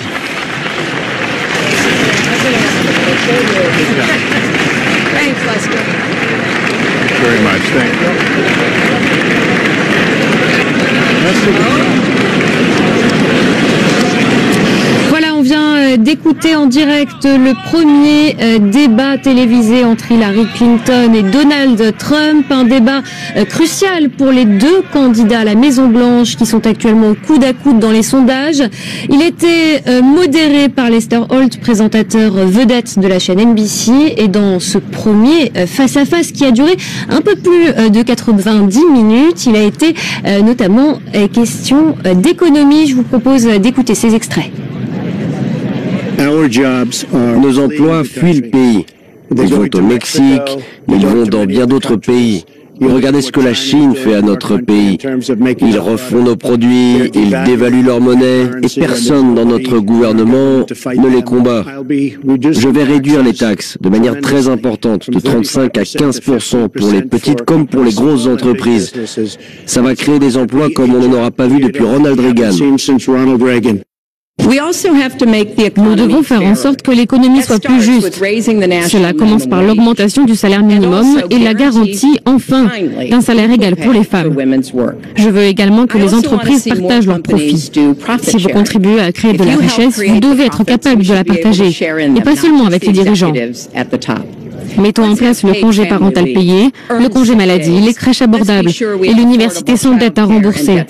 Pour cela, les gens aisés doivent payer leur part et doivent lutter contre l'évasion fiscale. On retrouve tout de suite notre envoyé spécial à Hempstead, Gallagher Fenwick. Bonjour Gallagher, vous avez suivi comme nous ce débat. Alors une première question s'impose, qui l'emporte dans ce face-à-face, Hillary Clinton ou Donald Trump ? C'est toujours difficile de répondre à cette question. Il y a fort à parier pour que ceux qui étaient convaincus par Hillary Clinton avant cette rencontre, eh bien, le reste, et il en va de même pour les partisans de Donald Trump, c'est finalement du côté des nous rassembler pour travailler ensemble vers cet objectif commun. Et il faut également faire en sorte que les personnes qui ne devraient pas avoir d'armes à feu n'en aient pas. L'épidémie d'armes à feu, c'est la cause principale de la mort de jeunes noirs américains, plus que toutes les autres causes réunies. Donc il faut restaurer la confiance, faire en sorte que la police respecte les communautés, que les communautés respectent la police, et lutter contre le fléau de la violence des armes à feu qui contribue aux nombreux problèmes que nous assistons aujourd'hui. Monsieur Trump, vous avez 2 minutes. Comment vous allez faire pour combler ce fossé? Premièrement, la secrétaire Clinton ne veut pas utiliser quelques termes. La loi et l'ordre. Il nous faut la loi et l'ordre. Sans ces deux éléments, on ne peut pas avoir un pays. Je regarde ce qui se passe. Charlotte, une ville que j'aime, une ville où j'ai investi. Je regarde ce qui se passe à travers notre pays. Je peux citer des lieux toute la journée. Il nous faut la loi, des lois et de l'ordre dans notre pays. Comme vous savez, j'ai reçu l'appui de l'ordre fraternel des policiers. Je viens de recevoir leur appui. Nous recevons l'appui de pratiquement toutes les formations de police, un grand pourcentage des forces de police des États-Unis nous soutiennent. Nous sommes dans une situation où on voit qu'il y a des hispaniques, des afro-américains qui vivent un enfer car la banlieue est dangereuse. On peut se faire tirer dessus dans la rue. À Chicago, par exemple, il y a eu des milliers de fusillades depuis le 1er janvier. Des milliers d'attaques avec des armes à feu. Et je me dis, est-ce que nous sommes dans un pays en guerre? Que se passe-t-il? Que faisons-nous? Il faut mettre un terme à la violence. Il faut retrouver les lois et l'ordre. Dans une ville telle que Chicago, où des milliers de personnes ont été tuées par balle au cours des dernières années. 4000 personnes ont été tuées depuis que Barack Obama est devenu président. Près de 4000 personnes à Chicago ont été abattues. Il nous faut la loi et l'ordre. Alors, à Chicago, on peut arrêter les personnes pour les fouiller, ça fonctionne très bien, à New York, ça a énormément baissé le taux de criminalité.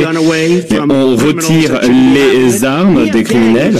Il y a des gangs qui errent dans la rue et dans de nombreux cas, ce sont des migrants sans papier. Ils ont des armes à feu. Ils tirent sur les autres. Il faut être fort. Il faut être vigilant. Nous devons savoir ce que nous faisons. À l'heure actuelle, notre police, dans de nombreux cas, a peur d'agir. Il faut protéger nos banlieues parce que les Afro-Américains, les communautés d'Afro-Américains sont décimées par le crime. Décimées. Vous avez épuisé vos 2 minutes. Les arrestations avec des fouilles ont été jugées comme étant inconstitutionnelles à New York parce que vous avez tort. Stigmatisé les hispaniques et les noirs. Vous avez tort. Un juge s'est penché de ce dossier. Notre nouveau maire refuse de faire avancer ce dossier. Il y aurait eu un appel sinon. Vous pouvez voir qu'il y a de nombreux exemples dans le pays. C'est que ça fait un profilage ethnique. Non, on a l'impression qu'il faut retirer les armes de ces personnes. Ce sont des personnes qui n'auraient pas dû avoir une arme.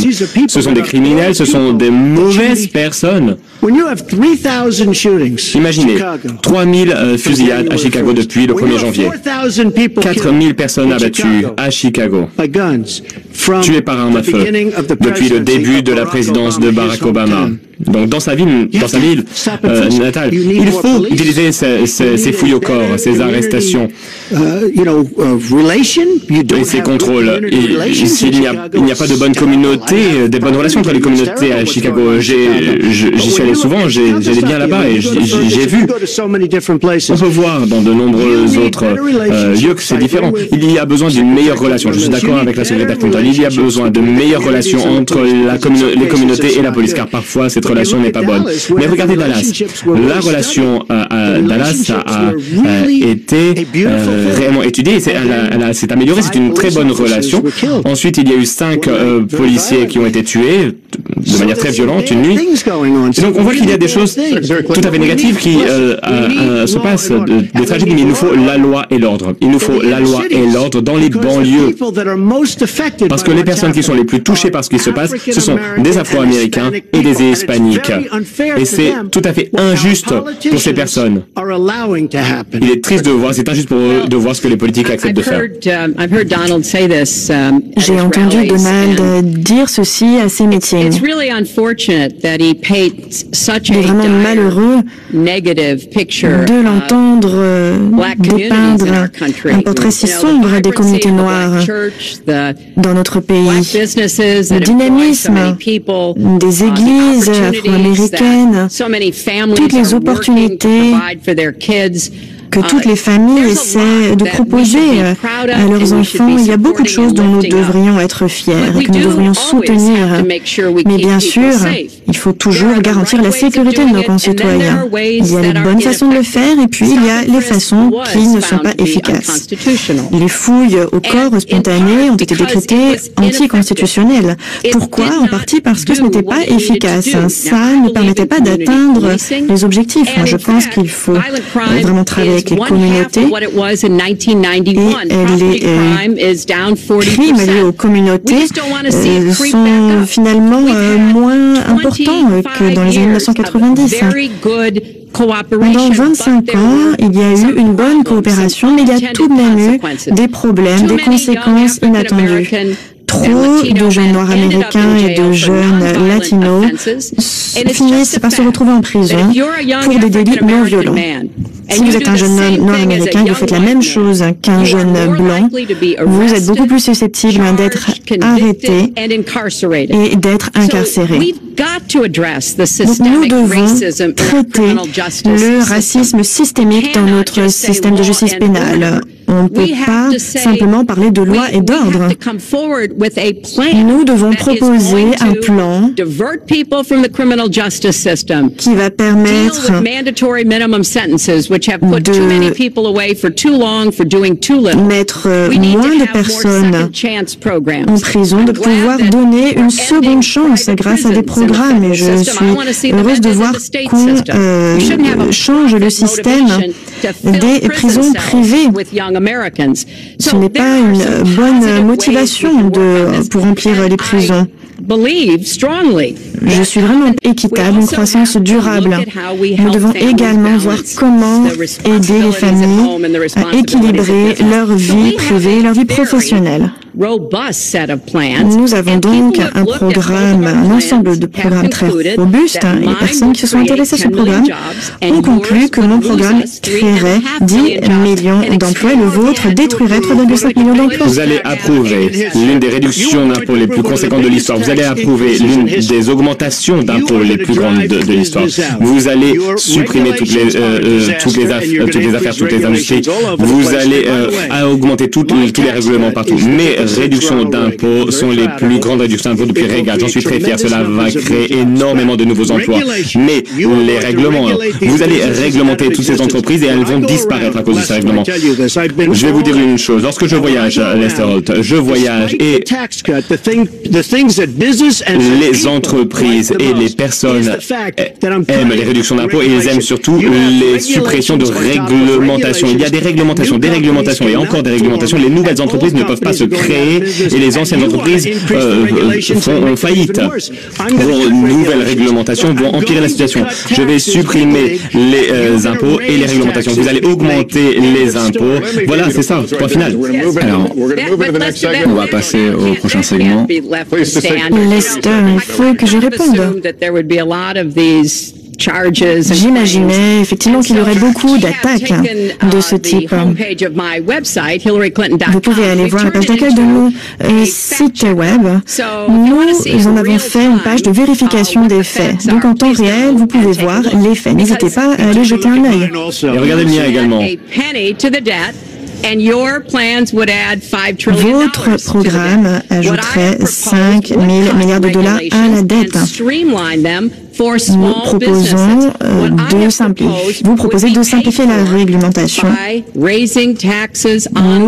Nous voulons augmenter les impôts pour les plus riches, car ce sont eux qui ont fait tous les bénéfices. Et je pense qu'il est temps que les grands groupes, les plus riches, payent. Alors, nous allons ouvrir le prochain segment. Allez sur notre site.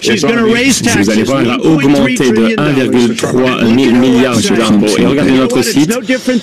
C'est vraiment ça. Elle nous dit comment lutter contre l'État islamique. Elle le dit sur son site. Dans les entreprises, il va y avoir des des créations d'emplois. Et si vous regardez mon programme, ce n'est pas réellement fantastique pour les riches, c'est parfait pour la classe moyenne, c'est parfait pour que les entreprises se développent. Ces personnes vont injecter des milliards et des milliards dans les entreprises et ensuite il va y avoir des milliers de milliards de dollars qui vont être rapatriés. Les politiques tels que le secrétaire Clinton ne vont pas leur permettre de rapatrier l'argent à cause de toute la bureaucratie et de toutes les taxes. Donc les entreprises quittent notre pays et croyez-le ou non, ces entreprises quittent notre pays car les impôts sont trop élevés et parce qu'il y a de nombreuses personnes qui ont de l'argent à l'étranger au lieu de rapatrier cet argent et d'utiliser cet argent. Tout le monde sait bien que cet argent devrait être rapatrié. Et bien, au lieu de ça, ils quittent nos pays afin d'utiliser leur argent car ils ne peuvent pas rapatrier cet argent dans notre pays à cause de la paperasserie, la bureaucratie. Nous avons un président qui peut les rassembler autour d'une table et qui ne peut pas les rassembler autour d'une table pour trouver un accord. Les républicains, les démocrates sont d'accord sur une chose. Ça devrait être fait. 2,5 000 milliards. Je pense que c'est le double, même peut-être 5 000 milliards de dollars que nous ne pouvons pas rapatrier dans notre pays, Lester. Et avec un petit peu de leadership, on pourrait le faire très rapidement et ça pourrait être utilisé dans de nombreux domaines, de nombreux secteurs et ce serait fantastique. Toutefois, nous n'avons aucun chef de file, aucun leadership et on commence par le secrétaire Clinton. Vous avez 2 minutes pour répondre à la même question.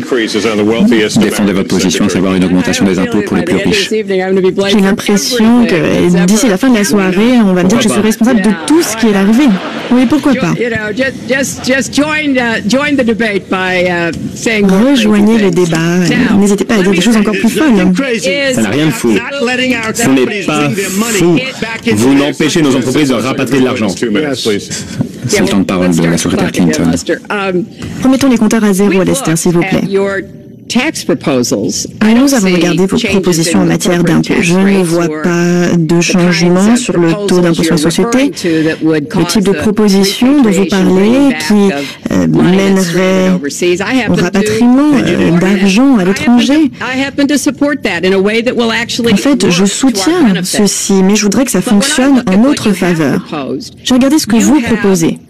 Vous avez ce qu'on appelle la faille Trump, c'est-à-dire quelque chose qui vous avantagerait vous. Il y aurait des bénéfices fiscaux pour votre famille. Ce que vous proposez, en fait, c'est vraiment bon pour Trump, mais ça ne fonctionne pas pour le reste. Ça ne fonctionne pas, c'est ainsi que nous sommes retrouvés dans la situation de 2008. Baisser les impôts pour les plus riches ne fonctionne pas, et beaucoup de personnes aisées, intelligentes le savent. Et ces personnes disent, nous devons faire une contribution qui soit plus équitable pour aider la classe moyenne. Je ne crois pas que partir d'en haut fonctionne en Amérique. Je crois qu'il faut investir dans la classe moyenne. Il faut que les jeunes étudiants puissent se débarrasser de leur dette étudiante. Il faut aider ces personnes à pouvoir rembourser leur crédit étudiant. Il faut que ce soit une croissance avec une base large et inclusive. Il ne faut plus davantage pour les personnes tout en haut. Monsieur Trump. Voilà, un discours de politique. Ça parle, ça ne fait rien. C'est bien sur le papier, mais ça ne fonctionne pas, ça ne va jamais se produire. Notre pays souffre parce qu'il y a des personnes comme le secrétaire Clinton, ces personnes qui ont pris de très mauvaises décisions pour l'emploi, pour ce qui est en train de se produire. Regardez. Nous avons la pire reprise de l'économie depuis la Grande Dépression. Et croyez-moi, nous sommes dans une situation de bulle. Et la bourse a l'air de bien aller, mais si vous augmentez les taux d'intérêt, tout va s'effondrer. Nous sommes dans une grosse bulle dégoûtante et il faut faire très attention. La Fed joue de la politique.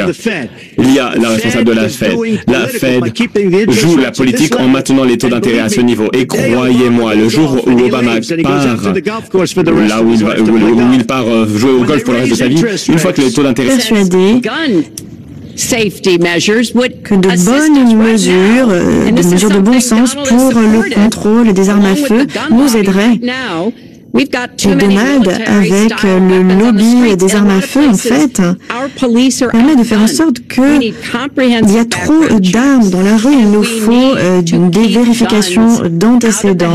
Il faut faire en sorte que ceux qui sont dangereux ne puissent pas avoir accès aux armes à feu. Et il faut qu'il y ait une interdiction pour toutes les personnes qui sont sur la liste terroriste. Si vous êtes trop dangereux pour prendre l'avion, vous êtes trop dangereux pour acheter une arme à feu. Secrétaire Clinton, la semaine dernière, vous avez dit nous devons faire tout notre possible pour qu'il n'y ait plus de biais au sein de la police. Est-ce que vous pensez que la police est biaisée contre les Lester, je crois que cette partialité, c'est un problème pour tout le monde, pas seulement pour la police.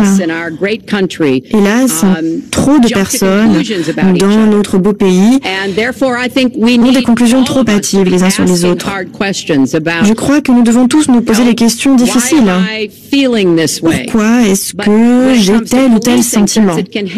Lorsqu'il s'agit de l'action de la police, ce qui peut avoir des conséquences fatales, je l'ai dit lors de mon premier budget, nous allons placer de l'argent pour ce budget en formant davantage nos officiers de police. J'ai rencontré des chefs de police extrêmement expérimentés il y a quelques semaines. Ils ont admis que c'était un problème, ils sont très inquiets, notamment sur la question de la santé mentale. Maintenant, les policiers doivent gérer des problèmes de santé mentale dans la rue. Ils veulent du soutien, ils veulent davantage de formation et d'aide. Et je crois que le gouvernement fédéral pourrait être en mesure de fournir cela. J'aimerais répondre. Premièrement, je suis d'accord, de nombreuses personnes au sein de mon parti souhaitent empêcher les personnes qui sont sur les listes de surveillance d'avoir une arme. Lorsqu'une personne est sur une liste de surveillance, elle ne peut pas prendre l'avion. Et d'ailleurs, j'ai l'appui de la NRR, de très bonnes personnes qui protègent le deuxième amendement, me soutiennent. Donc, il faut regarder les listes de surveillance, les listes d'interdiction de vol, etc. Ces personnes sont sur ces listes et donc on ne peut pas les laisser avoir une arme. Je suis d'accord. J'aimerais parler du fait que vous avez parlé de superprédateurs en parlant de la jeunesse afro-américaine. C'est un terme qui, à mon sens, a reçu un très mauvais accueil. Vous avez dû présenter vos excuses, mais c'était une affreuse chose à dire. Quand on parle des contrôles et des fouilles, alors on enlève des armes, des mains des gangs, etc. Et pour être honnête, je pense qu'il y a une raison politique pour laquelle vous ne pouvez pas dire que vous êtes d'accord avec moi, mais je ne pense pas qu'à New York, le contrôle et la fouille, il y avait 2200 meurtres et grâce à cette technique, il y a 500 seulement, 500 meurtres. 500, on a l'impression que c'est beaucoup, mais finalement c'est une bonne chose. On est passé de 2200 à 500 meurtres par arme à feu grâce au contrôle et aux fouilles. Donc le contrôle et les fouilles, ce système a eu un impact énormément sur la sécurité à New York, un impact inimaginable. Alors lorsque vous dites que ça n'a pas eu d'impact, vous vous trompez, ça a eu un très bel impact. Eh bien, il faudrait également dire, si on parle de mer, que sous le maire actuel, la criminalité continue à baisser, notamment les meurtres.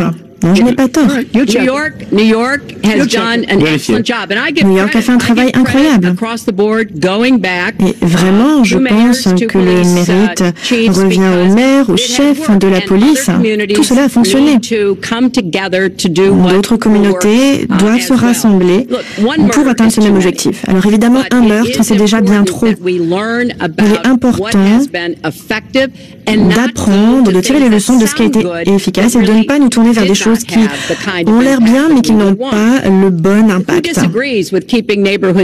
Évidemment, tout le monde veut faire en sorte que les quartiers soient sûrs, mais tout le monde devrait également être d'accord sur le fait qu'il faut respecter les droits des jeunes gens qui vivent dans ces quartiers. Et donc, nous devons faire en sorte de travailler à nouveau avec les communautés religieuses, les communautés d'affaires, ainsi que la police pour traiter ce problème. Cette conversation est sur la race, les communautés. J'aimerais réagir, j'aimerais répondre. J'aimerais juste répondre. S'il vous plaît, répondez. La communauté afro-américaine a été déçue par les politiques. Les politiques ont abandonné. Les politiques parlent de cette communauté pendant les élections et dès que les élections sont passées, on dit au revoir, à bientôt, à dans 4 ans. Regardez, les communautés dans les quartiers pauvres ont été incroyablement maltraitées. Elles ont été utilisées, exploitées afin d'obtenir des votes pour les démocrates. Les démocrates font ça. Les démocrates contrôlent ces communautés depuis au moins 100 ans, M. Trump. 100 années en continu. Regardez les quartiers pauvres. Je suis allé à Philadelphia. Vous m'avez vu, je suis allé dans toutes les villes. Vous avez décidé de rester à la maison et c'est très bien. Mais j'ai voyagé. J'ai rencontré les meilleures personnes du monde au sein de ces communautés. Ce sont des personnes qui sont très déçues des promesses et des actes des politiques. Bien, je crois que Donald vient de me critiquer. Puisque tout simplement, je me suis préparée pour ce débat. Effectivement, je me suis préparée. Vous savez ce que j'ai préparé? D'autres, je me suis préparée à être présidente et je crois que c'est une bonne chose. Monsieur Trump, pendant 5 ans, vous avez perpétué cette fausse affirmation en disant que Barack Obama n'était pas né américain. Et finalement, Obama est né aux États-Unis. C'est très simple. Sidney Blumenthal travaille pour la campagne, très bon ami de la secrétaire Clinton.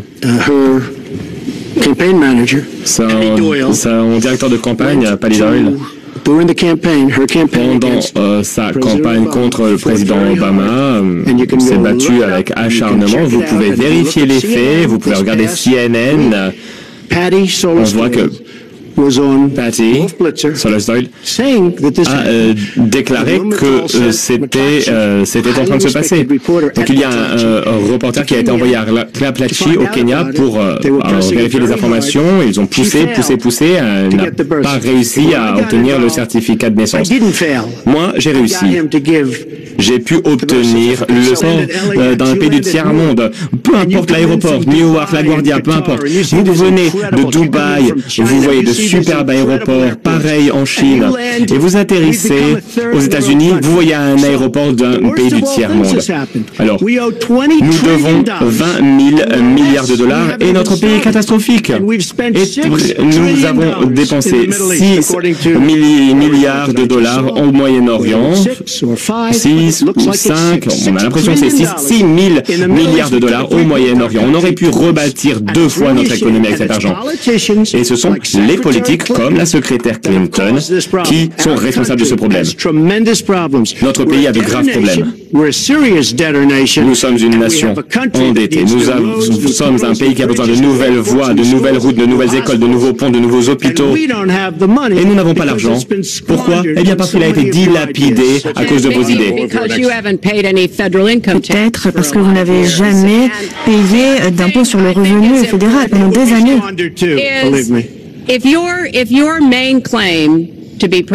Si votre argument principal pour devenir président, c'est votre entreprise, vos affaires, nous devrions en parler.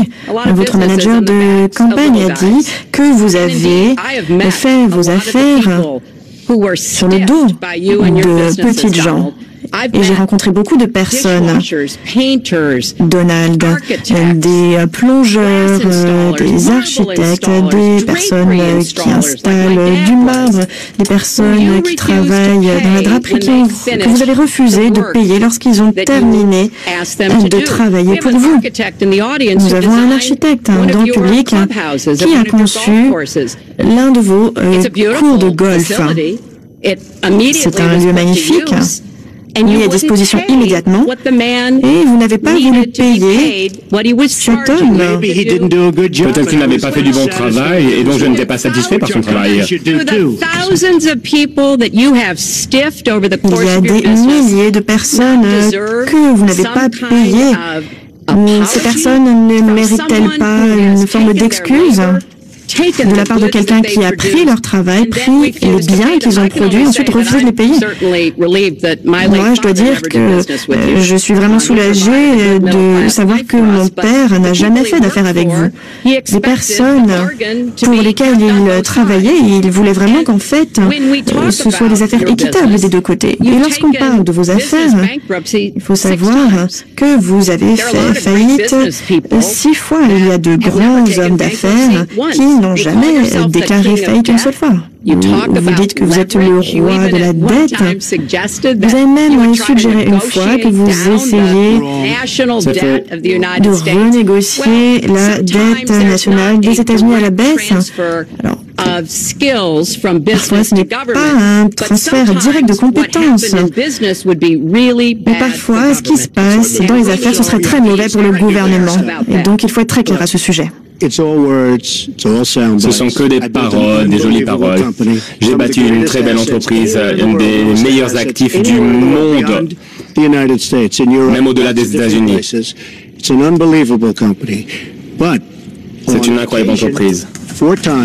Mais 4 fois, nous avons utilisé certaines lois qui existent. Secrétaire Clinton parle de certaines personnes qui n'ont pas été payées. Alors, premièrement, ces personnes ont été énormément payées, mais on a utilisé les lois du pays. Alors, si vous voulez changer les lois du pays, vous êtes là depuis longtemps, vous pouvez le faire. Mais j'exploite les lois en application dans un pays, car je dirige une entreprise, mais mon obligation aujourd'hui, c'est de bien m'occuper de moi, mes employés, ma famille, mon entreprise. C'est donc ce que je fais. Mais elle ne dit pas une chose. Les dizaines de milliers de personnes qui sont très heureuses et qui m'adorent. Elles n'en parlent pas. Je vais vous donner un exemple. Nous ouvrons sur Pennsylvania Avenue, juste à côté de la Maison Blanche. Donc, nous ouvrons quelque chose là-bas. Donc, si je ne vais pas à la Maison Blanche, je serai juste en face. Donc, nous ouvrons une ancienne poste. On économisant énormément d'argent, nous avons respecté le budget et au-delà.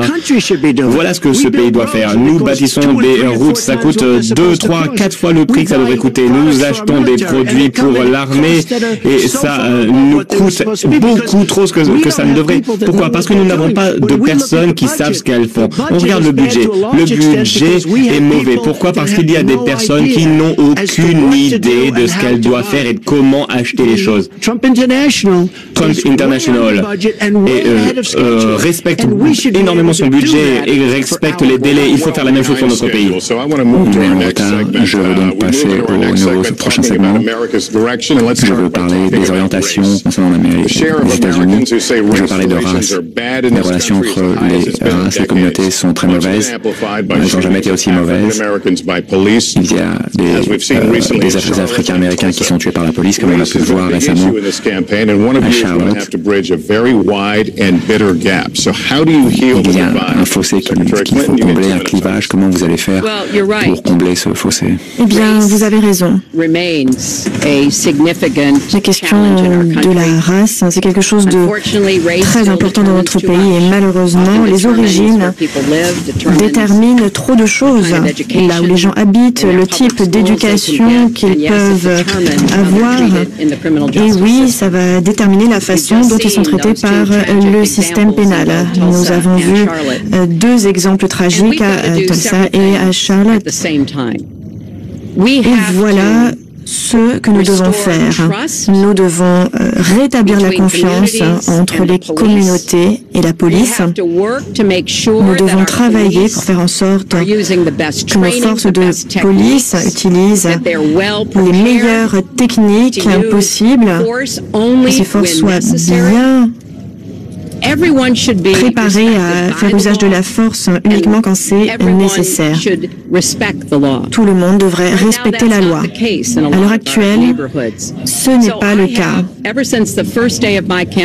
dans de nombreux endroits. Je voudrais vraiment mettre en place une réforme du système pénal. J'ai présenté un programme qui commencerait à régler certains problèmes liés au système de justice pénale. Mais d'autre part, nous devons devons reconnaître, en plus des défis auxquels nous faisons face, qu'il y a des officiers de police qui travaillent bien et qui veulent ces réformes également. Donc, nous devons augmenter. Vous allez voir des catastrophes. Pourquoi? Parce que la Fed ne fait pas son travail. La Fed est plus politique que la secrétaire Clinton. On parle du fardeau que les Américains doivent payer. Et vous n'avez pas publié vos relevés d'impôts. Les électeurs savent si leur président potentiel doit de l'argent, à qui il doit de l'argent, et s'il y a des conflits d'intérêts avec les entreprises. Est-ce que les Américains ont le droit de savoir s'il y a des conflits d'intérêts? Mais je suis sous audit constant. Dès que l'audit est terminé, cet avis sera publié. Toutefois, vous en apprenez plus sur Donald Trump en allant aux élections fédérales. J'ai écrit 104 pages, on voit 104 pages, j'ai rempli ces 104 pages et on voit les revenus, tous les revenus.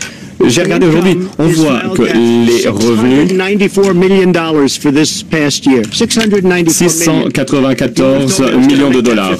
Voilà, c'est ce qui est écrit. Si vous m'aviez dit que j'allais gagner ça il y a 20 ans, j'aurais été surpris. Voilà le genre de rhétorique qu'il nous faut pour notre pays. Lorsqu'il y a un pays dans une situation désastreuse telle que celle-ci, un pays qui a été arnaqué par tous les pays du monde, eh bien voilà le genre de rhétorique, le genre de réflexion dont nous avons besoin dans ce pays. Lester, nous avons un déficit commercial avec tous les pays avec lesquels nous faisons du commerce, de environ 800 milliards de dollars par an. Vous savez ce que cela représente? Cela dit, qui négocie pour ces accords? Il y a des personnes qui négocient nos accords d'administration fiscale. Il y a un redressement, il y a une enquête, vous pouvez publier vos relevés d'impôts pendant une enquête. Je vous l'ai dit, je vais les publier dès que l'audit sera terminé. Depuis 15 ans, je suis sous audit permanent. Je connais énormément de personnes très riches qui n'ont jamais reçu un audit. Est-ce que tu as été contrôlé? Non, moi c'est pratiquement un contrôle par an. Et je ne me plains même pas, je ne me plains pas, ça ne me dérange pas. C'est vraiment mon habitude. La NRS contrôle toujours mes comptes. Mais je dois vous dire une chose. Dans ce pays, nous sommes dans une situation et cette situation doit être gérée. Je publierai mon avis d'imposition contre l'avis de mon avocat d'ailleurs. Lorsqu'elle publie ces 33 000 emails qui ont été supprimés, dès qu'elle publie ces emails, je publierai mon avis d'imposition et c'est contre l'avis de mes avocats. Mes avocats me disent de ne pas le faire. Alors, on lit les journaux, on regarde les émissions, tous les avocats disent on ne publie pas ces avis d'imposition avant la fin d'un examen, d'un contrôle fiscal. Mais si elle publie tous les emails, je le publie. C'est négociable? Non, ça ne se négocie pas. Non. Pourquoi a-t-elle supprimé 33 000 emails? Je vais laisser répondre. Vous avez demandé de rester silencieux, Madame Clinton. Bien, je crois qu'on a encore vu un exemple intéressant là. Depuis 40 ans, les candidats à la présidentielle ont publié leur déclaration de revenus. Nous savons que les services fiscaux ont dit qu'il n'y avait aucune incompatibilité à les publier même lorsqu'il y a un audit. Alors pourquoi ne veut-il pas publier sa déclaration d'impôt? Plusieurs raisons. Premièrement, peut-être n'est-il pas aussi riche que ce qu'il dit. Deuxièmement, peut-être n'est-il pas aussi généreux qu'il semble le dire. Troisièmement, on ne connaît pas l'état de ses affaires, mais on a appris, grâce à des rappeurs d'enquête, qu'il doit des centaines de milliers de dollars à Wall Street. Peut-être qu'il ne veut pas que les Américains, vous tous qui nous regardez ce soir, savoir qu'il ne paye rien en taxes fédérales. Il y a quelques années, il devait donner ces documents lorsqu'il essaie d'avoir une licence pour un casino. Et on a vu qu'il ne payait pas d'impôt sur le revenu. Zéro. Zéro pour nos troupes, zéro pour les vétérans, zéro pour l'éducation ou la santé. Je crois que probablement il n'est finalement pas si enthousiaste à l'idée de voir le reste du pays découvrir les vraies raisons de cela. Ça doit être quelque chose de très important, peut-être même de grave, qu'il essaie de cacher. On n'a pas tous les taux d'imposition, on n'a pas tous les détails.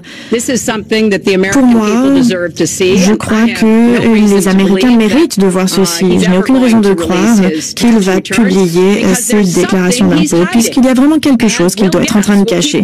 Et nous allons devoir jouer aux devinettes pour savoir ce qu'il cache. La question est de savoir, est-ce que s'il se rapproche de la Maison-Blanche, quels vont être ses conflits? À qui doit-il de l'argent? Eh bien, il vous doit la réponse et il doit fournir ces documents. Il a soulevé la question de vos emails, si vous voulez répondre à cette question. Oui, je veux répondre. Effectivement, j'ai fait une erreur, j'ai utilisé un compte privé et si je devais le refaire, évidemment, je ferais les choses différemment. Mais je ne vais pas me trouver des excuses. C'était une erreur et j'en prends la responsabilité. Monsieur Trump. C'était plus qu'une erreur. C'était fait exprès. Ce n'était pas une erreur, c'était fait exprès. Vous avez votre équipe qui utilise le 5e amendement des États-Unis afin de ne pas être traduit en justice. Lorsqu'il y a une personne qui utilise le 5e amendement, cette personne qui a géré ce serveur, c'est une honte. C'est une honte. Ce pays pense que c'est une honte. Concernant ma déclaration de revenus, on n'apprend pas grand-chose avec les déclarations d'impôts. On apprend beaucoup grâce aux informations financières. Et je dois vous dire une chose. Un rapport a parlé de 650 millions. Alors, il y a beaucoup d'amis qui connaissent mes affaires et qui vont me dire « Oh, c'est pas beaucoup d'argent ». Ce n'est pas beaucoup d'argent, d'ailleurs. Dans